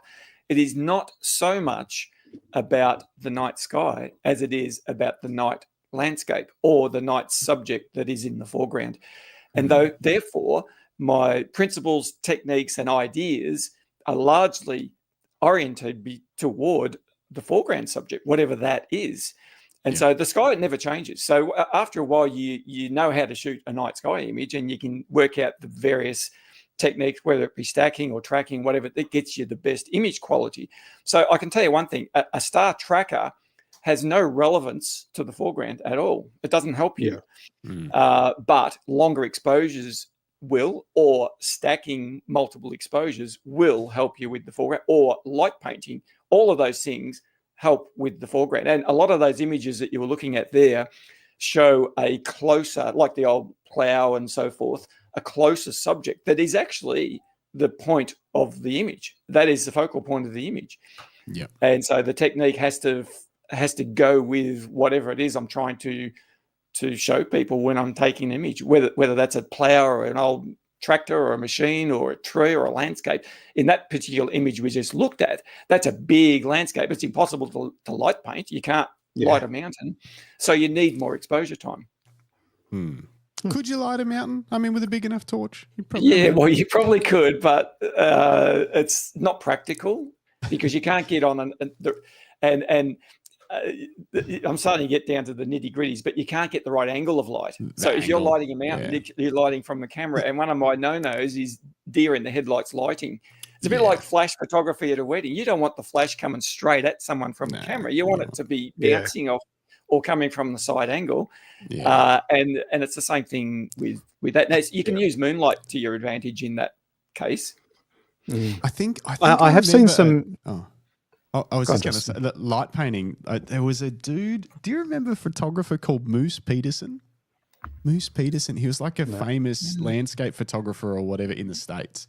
I don't recall. Yeah, he was a well-known landscape photographer, and I reckon I watched an online course of his on one of those websites like Creative Live or something like that, and it was light painting landscapes at night. And he just had these giant torches, and he'd run over here and light paint. But it wasn't. He wasn't doing a lot of the night sky wasn't the focus. Yep. There wasn't a Milky Way in the shot or whatever. It was more trying to light paint, hills and stuff like that. It was interesting. There's a guy who does landscape light painting with drones, and you'll see like above like a pinnacle sticking out of the ocean, he'll have a drone fly a perfect circle around the peak of the rock. And it will be enough light to bring the whole thing forward. But you just see this gorgeous halo. The halo, around the monument or whatever the element is. And sometimes he'll do curves flying down the mountain, following the ridge of the mountain, and really clever stuff. So the drone provides some light on that part of the subject, but it also provides a point light source that has to become part of the shot. Sort of thing. Well, the point light source is quite a bright LED that must be mounted to it somewhere, and it's casting enough onto the subject. But they look great. Look them up. Justin, you want to jump to some more comments because there's a lot coming in. Yeah, there's a couple there still. Philip McCallum says Richard is a great teacher. Did a workshop on the farm. Learnt a lot and very enjoyable. Farm's pretty cool. Good man, Phil. He's from Queenslander. He's a good man. Oh, very cool. Yeah, very cool. And David Mascaro from San Francisco. He's been watching the podcast on his phone on the way home from another street walk, and his long-awaited book, The Americans, was at his doorstep. Made his day. I was actually just looking at that book after I saw this comment. I might have to order it. It's a Robert Frank book. Very cool. He also says, really interested in this type of photography. Seems easier on the knees, I'm guessing, than wandering around the streets of San Francisco. I'm almost 70 now and the knees ache a lot. Well, yeah. The only problem is where you are in San Fran, you'd have to drive a little bit away to get some clear night skies. But I guess you're not that far from some of the amazing national parks and stuff. Get out to Yosemite and true. Just hit it. It's just, I don't know what's that, 4-hour drive or something? You'll be right. Get into it, David. Yeah, make it a weekender. Road trip. Yeah, exactly. He shoots a lot of film, I think, and I had this question written down from earlier. So, you mentioned star trails? Is that the only type of night photography you can shoot on film? Really? No, it's not. But film is limited in its dynamic range and ability to capture. You have to excuse me. My wife has just brought a cup of tea in here for me. Is that permissible on this channel? Is it? Well, I've been drinking coffee the whole time, so yeah, absolutely. Oh, have you? Well, I've got what do you got, Greg? Up here. No, my coffee's empty coffee. Sorry about that. So, the ability to capture enough light onto film is the problem because the stars are moving, so they end up trailing. Yep. If you had a star tracker, then you would get the benefit of shooting film. Obviously, you don't get certain types of noise on film. So you can leave the shutter open all day and all night and it won't get noisy, as opposed to a digital camera that's the sensor noise and everything else. But there are a few people that shoot film nightscapes, but they're pretty few and far between. I want to try it now. It sounds fun. So does that mean you could use like an ISO 100 film if you were going to do a star trail and you can just leave it open for hours? Can you use a low ISO film, or would you still want to use a high ISO film? Or does it? I think it's a long time since I've shot film. I think you could use a 100 film. In fact, you could use 100 ISO on a digital camera and shoot star trails. That's true. Yeah. So I should probably try that first. Yeah. Before I waste a roll of film and 20 hours trying to shoot some star trails. That's right. What other question I had a couple other questions I've been noting down. I just want to get through them because I was interested to know. So first of all, what about medium format for Astro? Is anyone using that? Is there a benefit to it? Is it something you've seen people doing or not really? Yeah, I have.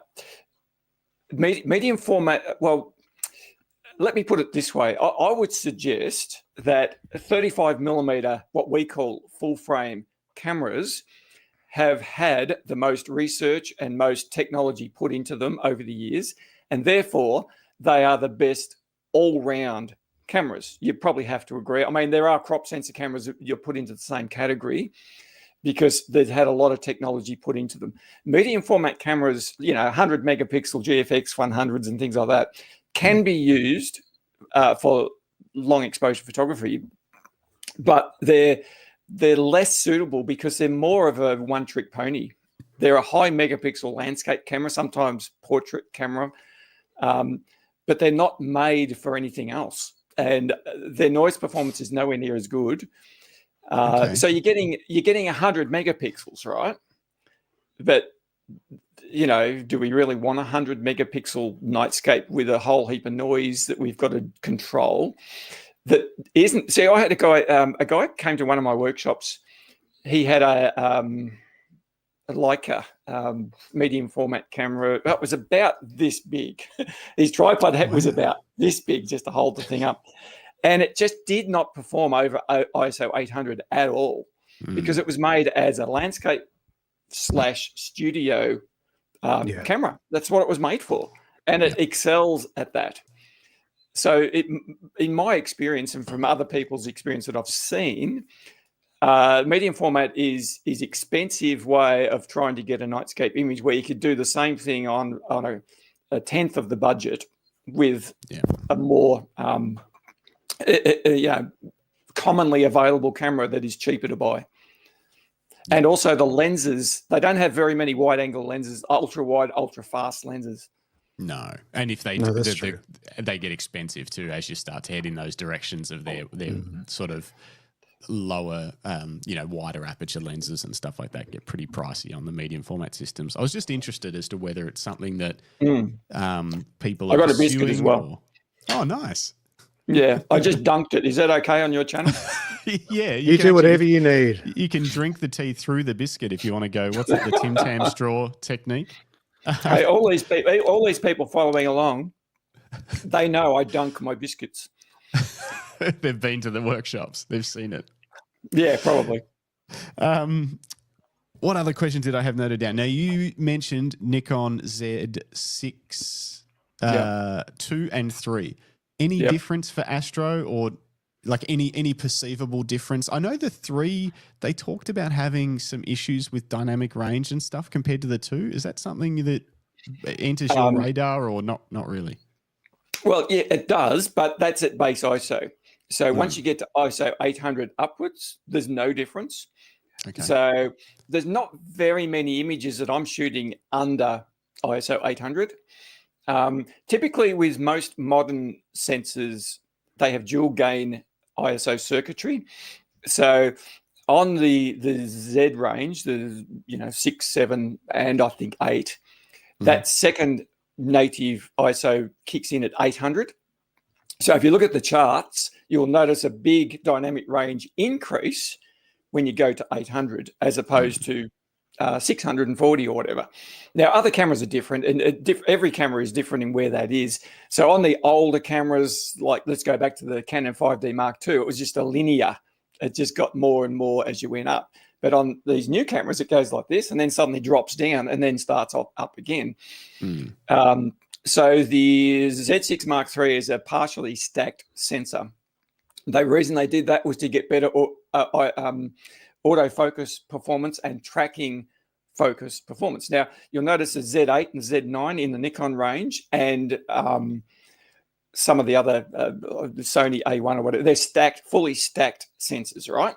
And other brands have the same. Fully stacked sensor does not work as well at base ISO as a non-fully stacked or partially stacked sensor. What am I saying? It's a speed performance that they're getting by stacking sensor technology, but that comes at a little bit of a premium at ISO performance. Correct. Now, if you're after speed, if you're at the MCG wanting to get the mark of the day in the grand final, you don't care too much about ISO performance. You want speed and focusability. That's what you're after. So those high cameras like the Sony A1, for example, has a fully stacked sensor, as does the Nikon Z9, for example, and the Z8. People don't care about base ISO performance so much in those cameras. But at high ISO performance, doesn't matter anyway. So The Z6 Mark II doesn't perform as well as the Z6 Mark III in autofocus, but I'm not using autofocus. What else? Is a flip screen is different. So sometimes that can be good, sometimes it can be bad.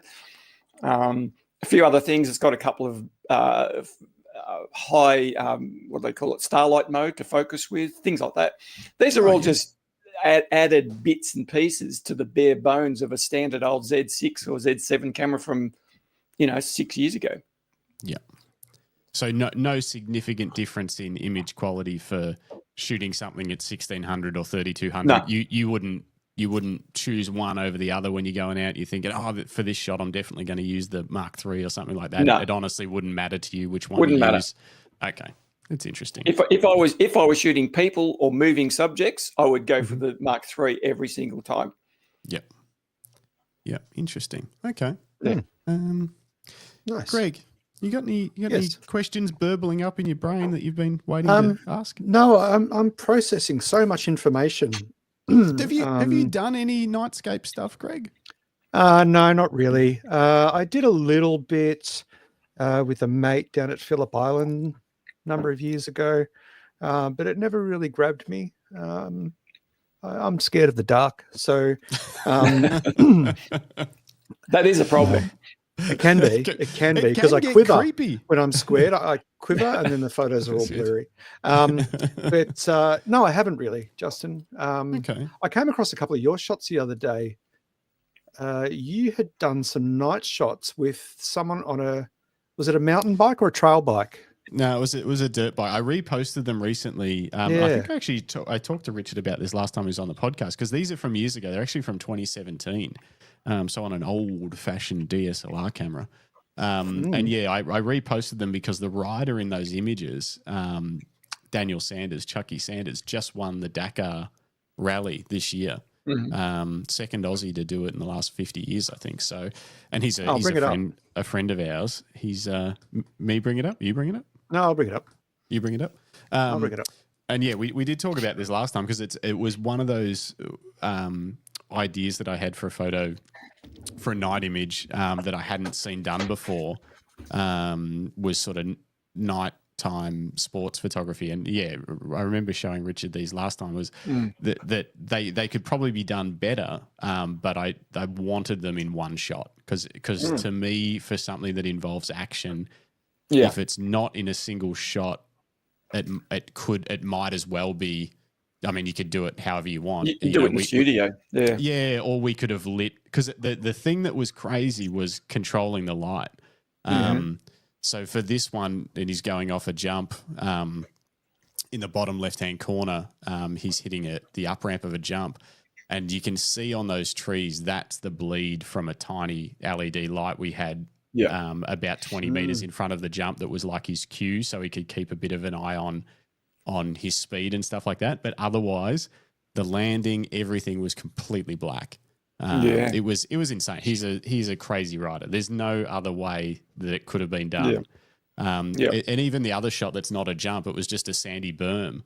But he was hitting it in pitch black. I don't know how he did it because obviously any light bleed at all would have created motion blur and all that. So it was lit with a flash. Anyway. So you've gone for a long exposure to make sure that the galactic core get enough detail.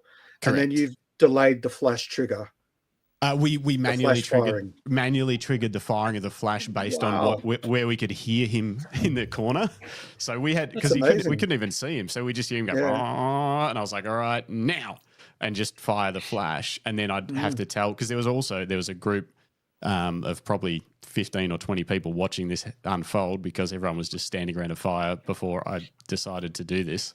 And I'm like, no one touch anything. If you touch your phones, I'll kill you. Because it was like we had to wait until the shutter closed after I fired the flash for it to be all clear for people to be able to move around or whatever. So it was very interesting, very fun process, really fun process. But it was years ago, and I haven't done anything like this since. And I'd really like to. It was super fun. I love getting it in one photo. I don't know what it is about it. Getting it in camera. Obviously, those have been put through Lightroom, but they're just one shot. I think the concept of what you're saying also stems from your experience in wedding photography, where you haven't got time to set anything up anyway. You got about 20 seconds to get a bride and groom in position and take a photo, and then they're gone again. And it's also the principle of what you just did there is pretty much exactly the same as you shooting a bride and groom on a dam with a sunset in the background, isn't it? Really, exactly. It's all exactly the same stuff. Thing. Yeah, it's the same. Exactly. It's what we've practiced a million times, which is expose for the first we've got to expose for the sky or whatever it is we're trying to capture, the thing we can't control. We need to do that, and then we need to control the rest of the frame with light so that we can get what we're trying to get. And it's the same as if you were doing light painting or whatever. It's like first we start with the Milky Way, and then we work backwards to add in the other elements or whatever. It was super fun. It's a good shot.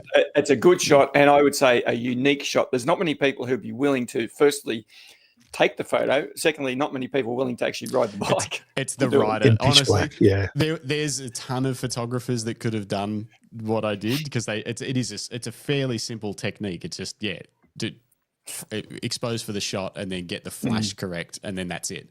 And timing the flash was honestly the hardest part, because it had to try and get it at the correct part of the frame without really being able to see him. But the writing was 1,000 times harder. Oh my gosh. I was watching him do it. It got to the point where I was like, the jump one, I was like, it's not exactly what I was going for. But I was sort of like, I think we need to call it, because if you crash, like I won't forgive myself. So but he's also a professional, obviously. So he was flying. David has just commented, I have the D850 and the ZF. Which would you take if you could only take one of them to do astro?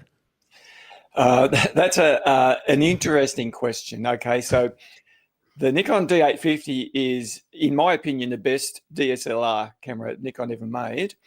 So it's great. It will do everything you ask it to do without any hiccups at all. So it's a great camera as long as you put a good lens on that. For example, a Nikon 20mm f1.8G, cheap, easy, lightweight lens, it'll be fine. The Nikon ZF is an enthusiast late model mirrorless camera, lacking a couple of things which I didn't like. I tried it out. It's actually a really good image camera. It's pretty much got the same internals as Z6 Mark II, same sensor, I think, but it doesn't have a remote port, which really bugged me, because I always remote trigger things. It hasn't got a grip. You can't. I suppose on a tripod it's not a problem. I struggled just holding the thing. It's like a brick, and it takes me back. And you guys will laugh at me, but it takes me back to the old film cameras, because that's what it's meant to be, a retro camera. Look, they're both great. The D850 is a better camera overall, in my opinion, but it's older technology. The ZF's great. It would take the picture, but as long as you can press the shutter release somehow, because you can't plug a remote into it, not easily anyway. I think you can run it off the phone app. Yeah, you can run it off cameras. Yeah, it's not ideal, but it's because it's and that shows, Greg, my maybe I'm just getting old, but I hate using phone apps to control cameras. Yeah, I really do. Yeah, I really do. Yeah, just trying to get them to connect. Honestly, it blows me away that the only reasonable app that I've used so far is the Leica one, because I would actually expect Leica to be behind on that sort of stuff. You would think that like Canon and Nikon and that their apps would be amazing, and Leica would be behind because they're a smaller company and they're more focused on niche cameras and stuff. Exactly. Leica's app actually connects really easily and works really well. Yeah. The other, I could never get the other ones to work. I reckon the difference is, I reckon Leica outsourced. I reckon they swallowed their pride and outsourced to a proper tech company, whereas I think the others are trying to do it in-house. And that illustrates illustrates my point about where camera manufacturers are so far behind phone makers, because they get the Bluetooth and the Wi-Fi stuff right. Oh, yeah. Easy. It seems easy for them. Yeah, it all just works. Camera, yeah. I could never get it. I was like, I just want to transfer some photos, and it was like it's not connected. And then I'm like, what is? Yeah, the Fujifilm app is notoriously. It's much better now. They've just released a new one for newer cameras, but last year they did, I think. But the original Fuji remote camera app, as it was called, was such a dog to connect. Oh, really? Yeah, and it got confused. It just wouldn't find your camera. And I only used it a handful of times, mostly when I was overseas, and I just wanted to send because it has raw conversion software in the camera to the app, so you can transfer a JPEG because it wouldn't take raw photos originally. And yeah, just so much mucking around. Not worth it. Crazy. That reminds me. No, it doesn't really remind me, but it reminded me because I've got it written down here. Richard, you went to New Zealand for half workshop, half holiday recently. You went with on the workshop was organised with Levin Barrett, previous guest of the show. Tell us a little bit about New Zealand, what you thought of we got a good rundown of the workshop in Levin's episode. What it was Pinky's. about. Pinky talked about it Pinky's too. because she went on it. Yeah, she was on it with him. Tell us more about New Zealand in terms of like photo locations. What were some favourite parts? What did you explore, North and South Island, or just South? Or talk us through it. Well, I only did the South Island, and not all of that either, because you need a lot more time. But New Zealand's a beautiful country. Everywhere you turn, there's a composition somewhere. And snow on the mountains was the biggest thing for me. Living in central Victoria, there's not much snow around here. In fact, Australia, full stop, there's not much snow here. And seeing snow in November on the mountains in New Zealand was just beautiful. But everywhere you turn there's blue water in a lake. And even at the end of my time there, just before I came home, the lupins were coming out. So they got these, I know they're weeds, but they're beautiful weeds. And they're these long flowers that just grow in massive clumps. And it's just a photographic paradise, really. And so I'd never been to New Zealand. So that was the first time there. Did the trip with Levin and the group. And that was a wonderful group. Wonderful people. It was a very, very efficient and well organised trip. Levin's a very organised person, as you have to be being an airline pilot. But he's just a guy who can organise a trip. He organises logistics probably better than anyone I've ever met.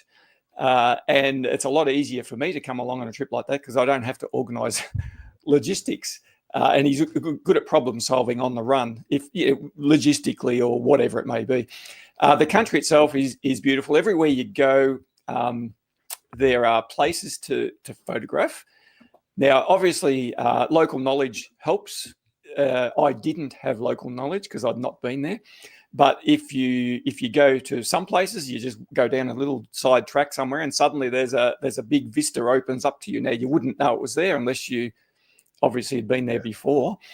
But I loved Mount Cook. That area is gorgeous. There's blue lakes everywhere, little rivers and streams running through, swing bridges and things like that.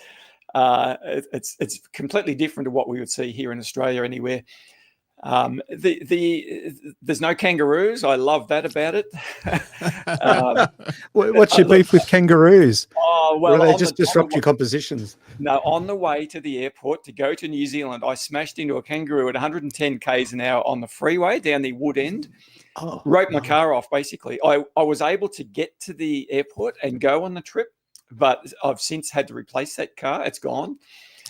So I've got a beef with kangaroos. Thankfully I had a bull bar, which has saved the car from actual total destruction. But there's no roos. I did see a couple of deer over there. But no, look, it's a great place to visit. But I love Tasmania as well. There's a lot of similarities in the landscape. Tassie's easier to get around. It's smaller. You don't quite have the big snow-capped mountains that you have in New Zealand, but at the same time, it's got some beautiful places. I'm more familiar with Tassie because I've been there plenty of times. But I'm going back again to New Zealand with Levin this year, cool. And Tasmania with Levin this year. So that'll be good. Look forward to that. Really I assume they're both sold out. They are. His was sold out, when we talked to him last year. Oh, they were too, weren't they? Yeah.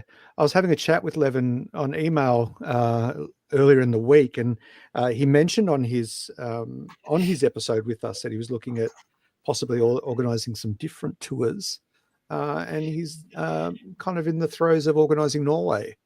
So it'd be interesting to see what comes from that. And knowing, as you said, Richard, knowing Levin and how meticulous he is about, because as you said, he's an airline pilot. And I think one of the comments he made to us is that my job is problem solving.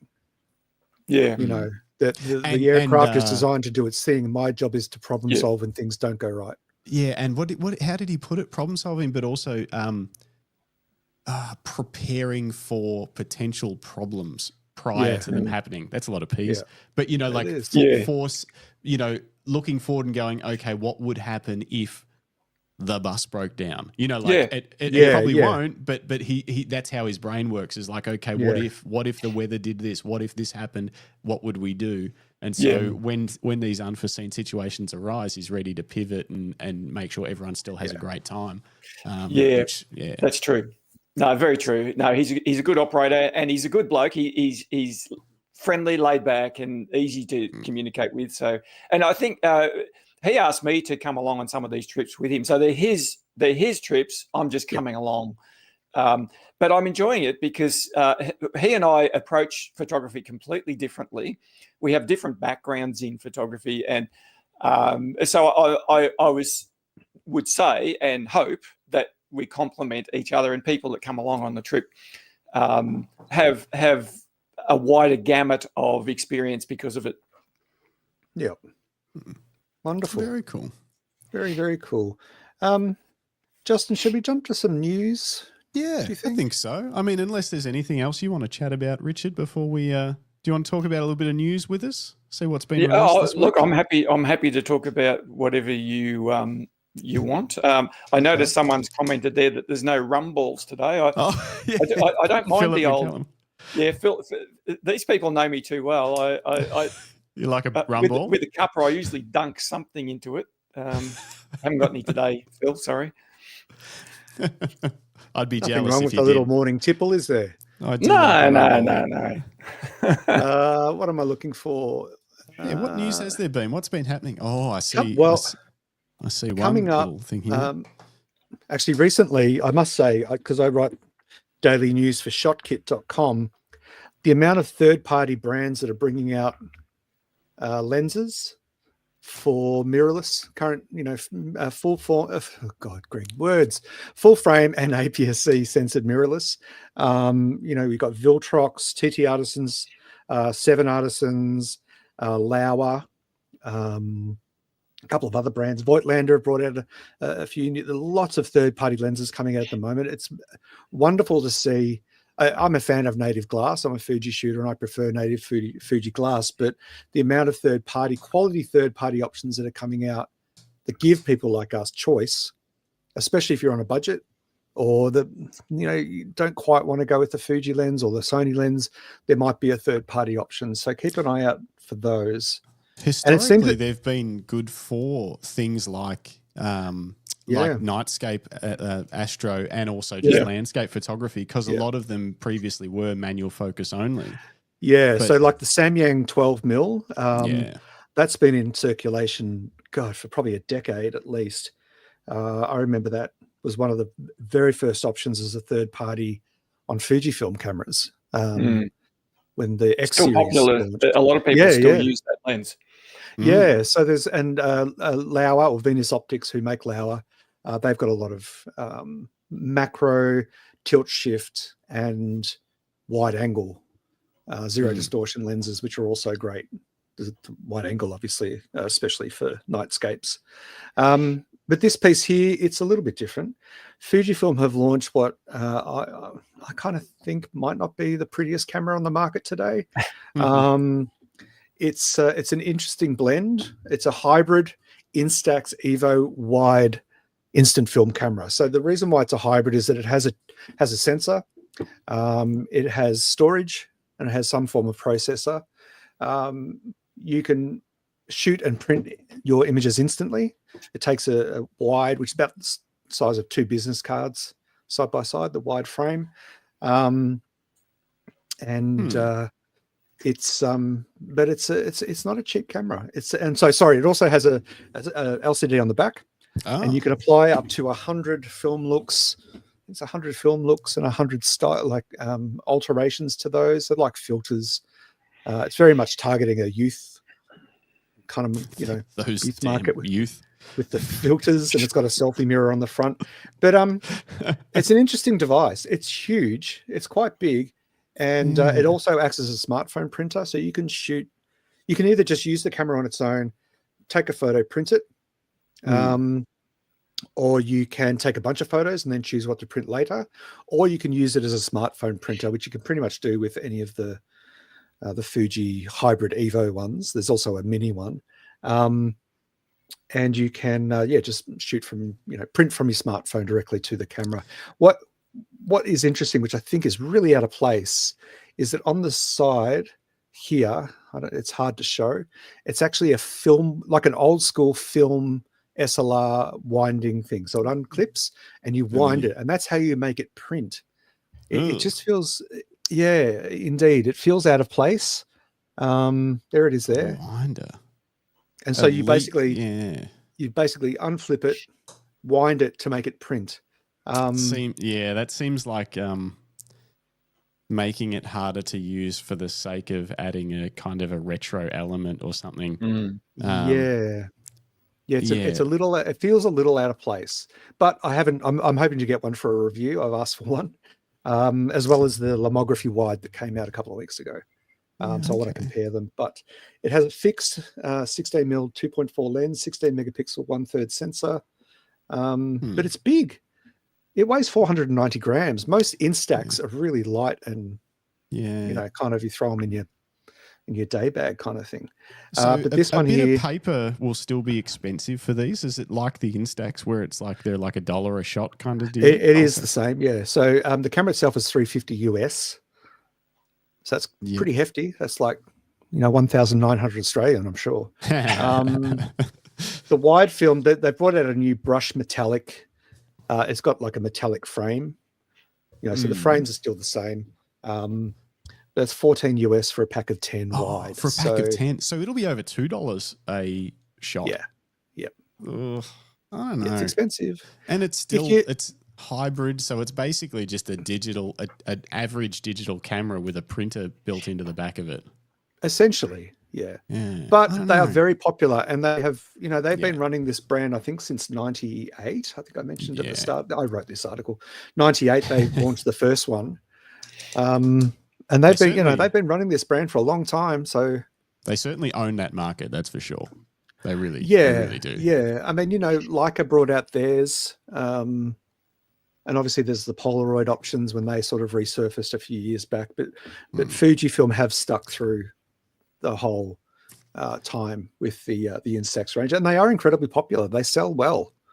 You walk into a JB Hi-Fi or anything like that, and there'll be a whole wall of them. Film styles, photo albums.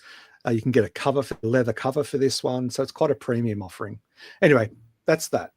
The next one. Let me share this one. This might interest you because it's a 24 megapixel full frame camera, brand new one. Yeah. Drum roll, please, Justin. No, don't do that. Oh, no.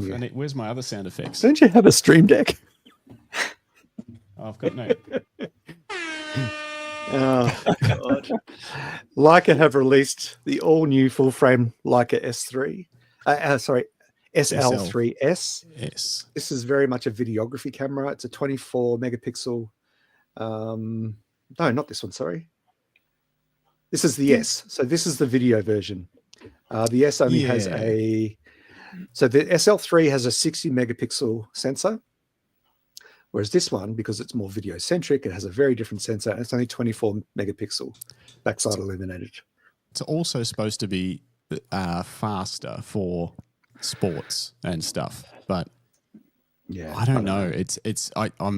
I'm struggling with these. I really am. I don't know. I guess there are photographers that want to or videographers that want to shoot with that SL series, but it's I don't know. It just seems like a not up to date Z6 III or R6 Mark III. You know, like it just seems like it's triple the price, but still kind of behind those models of camera. Yeah.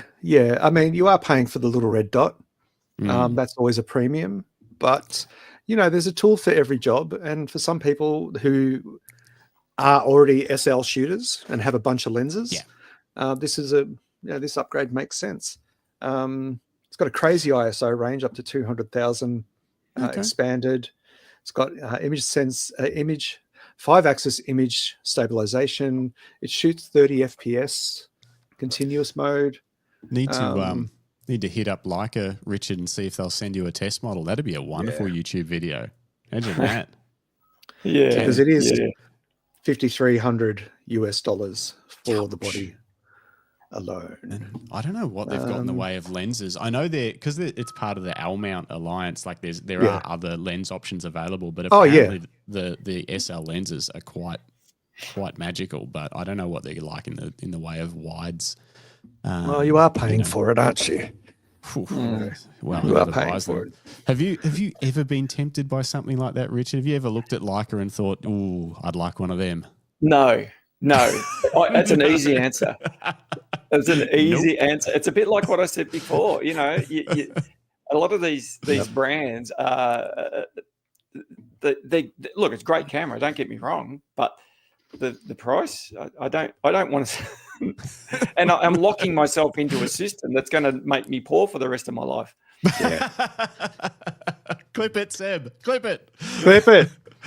And the only other bit of news that I think is worth sharing, we'll just do a quick recap of the news. This is brought to you by ShotKit, as always, because I write all of this stuff. Pelican have announced a new hybrid travel case range, not for camera gear, for luggage. So they've moved into the luggage space. You can get, obviously, camera cubes that will go into these things, but they're very high tech. They've got fancy materials and fabrics and, interesting. Larger wheels. So they're saying that they're pretty spiffy looking cases for travel. Hey, I like that. I like it series. Too. Yeah. Because I think I actually need to get a hard case suitcase that I can check in, because I often end up with just a little bit too much gear to put in carry-on.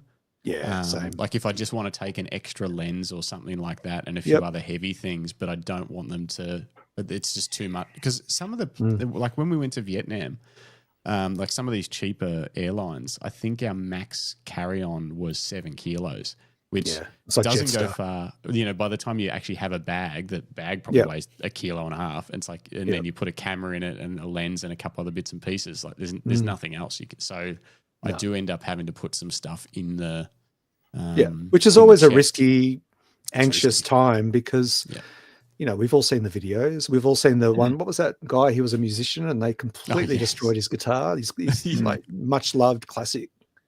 But anyway, the ATX series is a 22-inch carry-on, a 25 and a 30-inch check-in case. So they all have this same style, which I wish that Pelican would actually start to move their camera cases to, because it's really stylish. Just move past that, the sort of the older style. Go past the rounded. It's got the pressure seal, so you can tighten it depending on, or loosen it depending on where you are. Okay. The ATX 22-inch is going to cost you $500 and the big boy 30-inch is $700. So, save up. Yet. Maybe if you sell your Leica Q3, then you can afford some new luggage to then buy a camera lens to take with you. Hang on, let me bring. Is that the last thing you need to bring up? I just want to share my screen. Let me just have a quick scan of news. Think Tank have got a new bunch of bags out. That's about it. Bunch of look here. These are all third-party lenses that are, being made, coming out. Coming out our ears. So how many of those will fit the Canon RF system? Nothing in full frame yet. No, but I do. I've got to actually send it back. I need to remember. But there is a that. bunch of APS-C. I've got a Tamron APS-C wide angle that I got to test, which was pretty cool. And so to me, that's like, it's coming. It's just slow. And yeah, you're right. There's not much available. But if you were to go with the SL3S, Richard, for Astro, here's a beautiful 21mm f2 lens for a mere $9,190. So with the camera, you would have change from 20 grand. It would probably only cost you 17 or 18 to get set up in that system with one camera and one lens. You could sell all of your gear and maybe cover the cost of the one camera and one lens. And I think spending that much money and putting yourself in that much debt would actually motivate you to build up your YouTube subscriber base to several hundred thousand. You could be the Leica camera, the Leica astrophotographer. I wonder what did you call it? You called it pocket money. Yeah. Yeah, no thanks. No thanks. Not excited. No, I don't think so. No. Look, and I'm an enjoyer of Leica cameras, but yeah, it's hard to justify that system, that SL system. And I think Petapixel did a review on it, and they sort of said, look, it's so close to the current Lumix.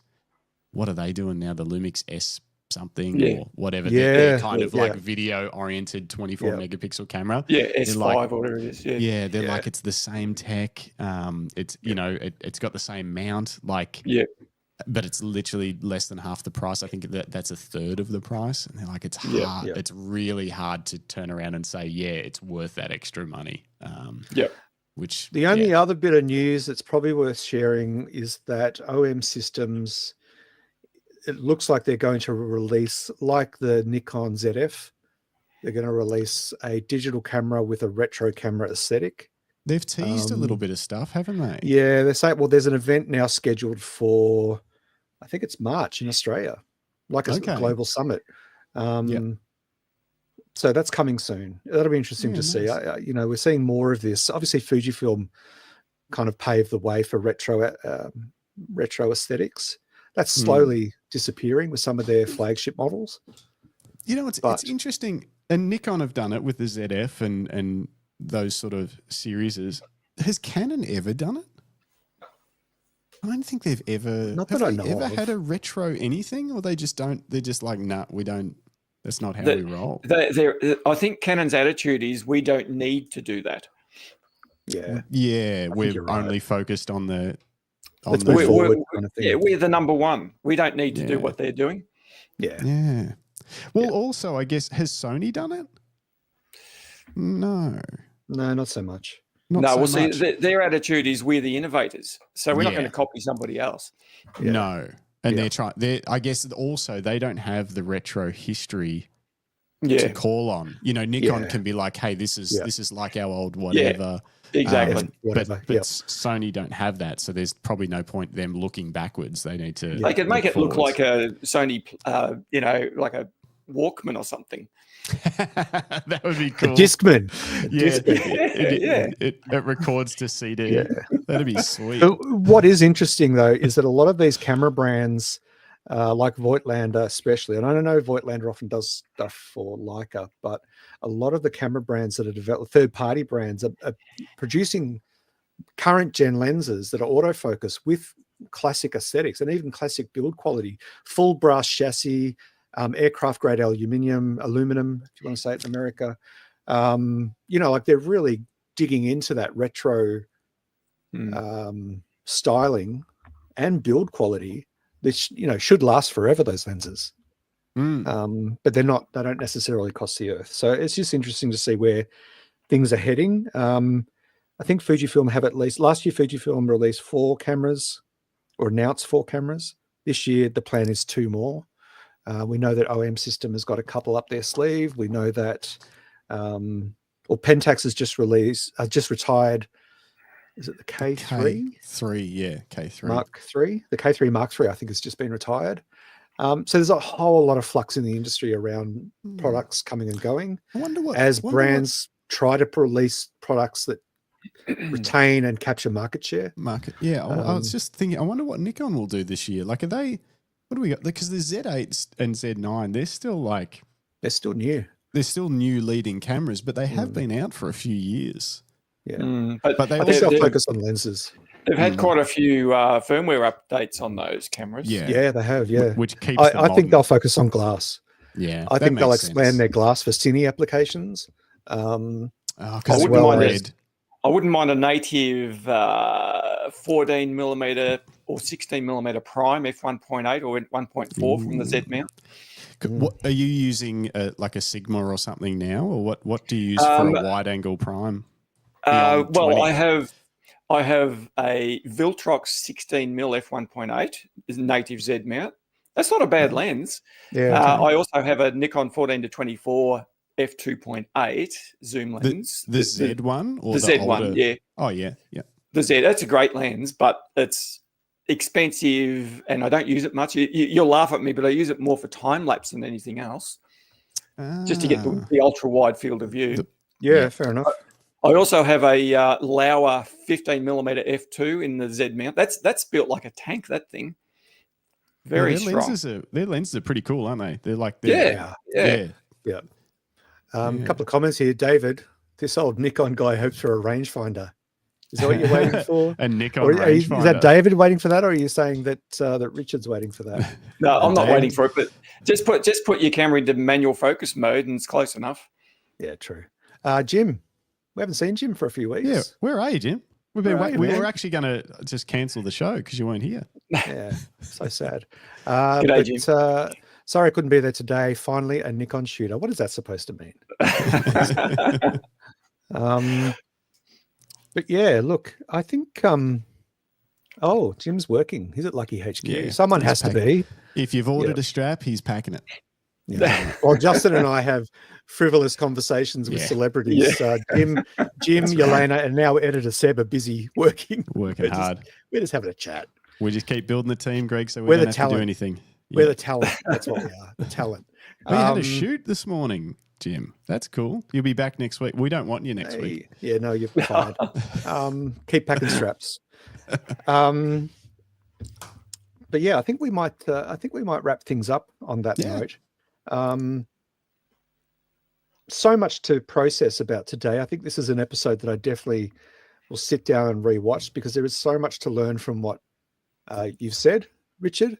And I think even just spending these last couple of hours with you, I can see why the sentiment coming from all the people who you paid to watch today, the sentiment has been that you do know how to educate people, you do know how to engage and boil everything down to its purest level so that you can digest it in its simplest form, take it away and apply it, and then build upon that with your own skill set, your own experiences, your own knowledge and learning. So I guess on behalf of the Camera Life, Justin and I, and Lucky Straps, I just wanted to say thank you for what has been probably one of the most insightful episodes that I think I've had the benefit of being part of. Thank you. Appreciate that. It was good to be with you again. And it's lovely to meet you. If you haven't, and I'm sure most of you have, but if you haven't been over to Richard's YouTube channel, I've got it up on the screen now, Nightscape Images. It is, how many 304 videos, 82,000 subscribers, and it is just time lapses, it's star trackers, it's adventures out. He takes you on adventures out with him, taking photos. You can see how it unfolds and learn literally every part of astro, night landscape photography, light painting, star trails, post-production, all of it. And it's all free and it's all right there. But if you do go over there and enjoy some of his stuff, subscribe, comment, like, do all that stuff, because that's what keeps it all rolling. You can't go to any workshops. They're sold out for the next 10 years. But if you do want to go to a workshop, I don't know, get on his website and just beg to be included. But they're all sold out for 2025. But yeah, look, thank you once again, Richard. Now your website for your workshops, where do people find that? Just under Nightscape Images, so it's .com.au. It'll get there. Yep. I'm on Instagram, Facebook. It's all just Nightscape Images. If you Google my name, Richard Tatti, you'll get 1 million responses, all pointing you to the same place. Yeah, and cool. they're all already in the description of this video too. So just look in the description. The links to all that stuff's down there. So go and follow, find it. And if you loved what you listened to today, don't forget to like and subscribe, but also dial back and look at maybe some of our older episodes, including the one episode 13 that featured Richard back in the day, BG, before things really kicked up and became professional. But yeah, look, it's been, like I said, it's been a fascinating topic today. It is a niche genre, and it's something that I think, me included, have a lot of apprehension about approaching because it feels bigger than probably what it is. I also don't like being out at night, as I've mentioned. But what would be the one defining piece of advice that you would give to anyone who had that apprehension, that fear of not the dark, but nightscape photography? What would be your takeaway from that, your tagline? Yeah, it's a very common issue. The simple way to overcome it is to take somebody with you, because then suddenly the fear is replaced by company. But the reality is the night sky and landscape is a beautiful place to be once the fears subside, and you start to open your whole sensory perception of the world changes. Little things become less important, and the big picture is what you're looking at. And so this is more of a bit of a left-centered way of looking at things, but it's not just about cameras. It's not just about settings. It's about being there in that time and place. And once you overcome the fear, it is brilliant. Wonderful. I think that really reflects what Levin said, that often he'll take people on a workshop and he'll get the business of taking photos done and educating, and then he'll just put his camera down and find a place to sit and just marvel at what is actually before him. So there's no gear, there's nothing filtering what you're seeing. It's just you experiencing the world. And I think I think one of the things we mentioned earlier, and I'll quickly, is don't forget about the basics. The basics of where you started, why you wanted to do it in the first place. Very important, because it's so easy to get wrapped up in the techniques, the gear, the processes, and everything else that you need to get to that end result. But the journey from where you began is what it's all about. Yep. Very good. I love it. We should end on that. That's amazing. That is amazing. Seb, clip that. Clip it. Clip it. I'm going to roll some music. And We'll see you next week, everyone. Oh, by the way, just before we start the music, next week is an 8 a.m. Australian Eastern Daylight Savings Time. Early show. Earlier show. We're an hour earlier. We have, who do we have? Who do I can't remember. Is it Mikey? No, not Mikey. No. It's Ben Lawrence, who is a filmmaker and photojournalist. Amazing. So a bit of mostly a filmmaker, but a bit of an interesting discussion. So stick around for that next week, and be sure to like and subscribe. And don't forget to check out the audio podcast, especially for our longer shows. It's just a different way to experience them. But on that note, on behalf of the Camera Life, Justin, Jim, Yelena, editor Seb, and our special guest Richard, we thank you. Be safe. The world's a little crazy at the moment. Just be safe. If you go outside and look up at the sky, it's just the same as it's always been. Yeah, true. Yep. True. Bye, everybody. Bye.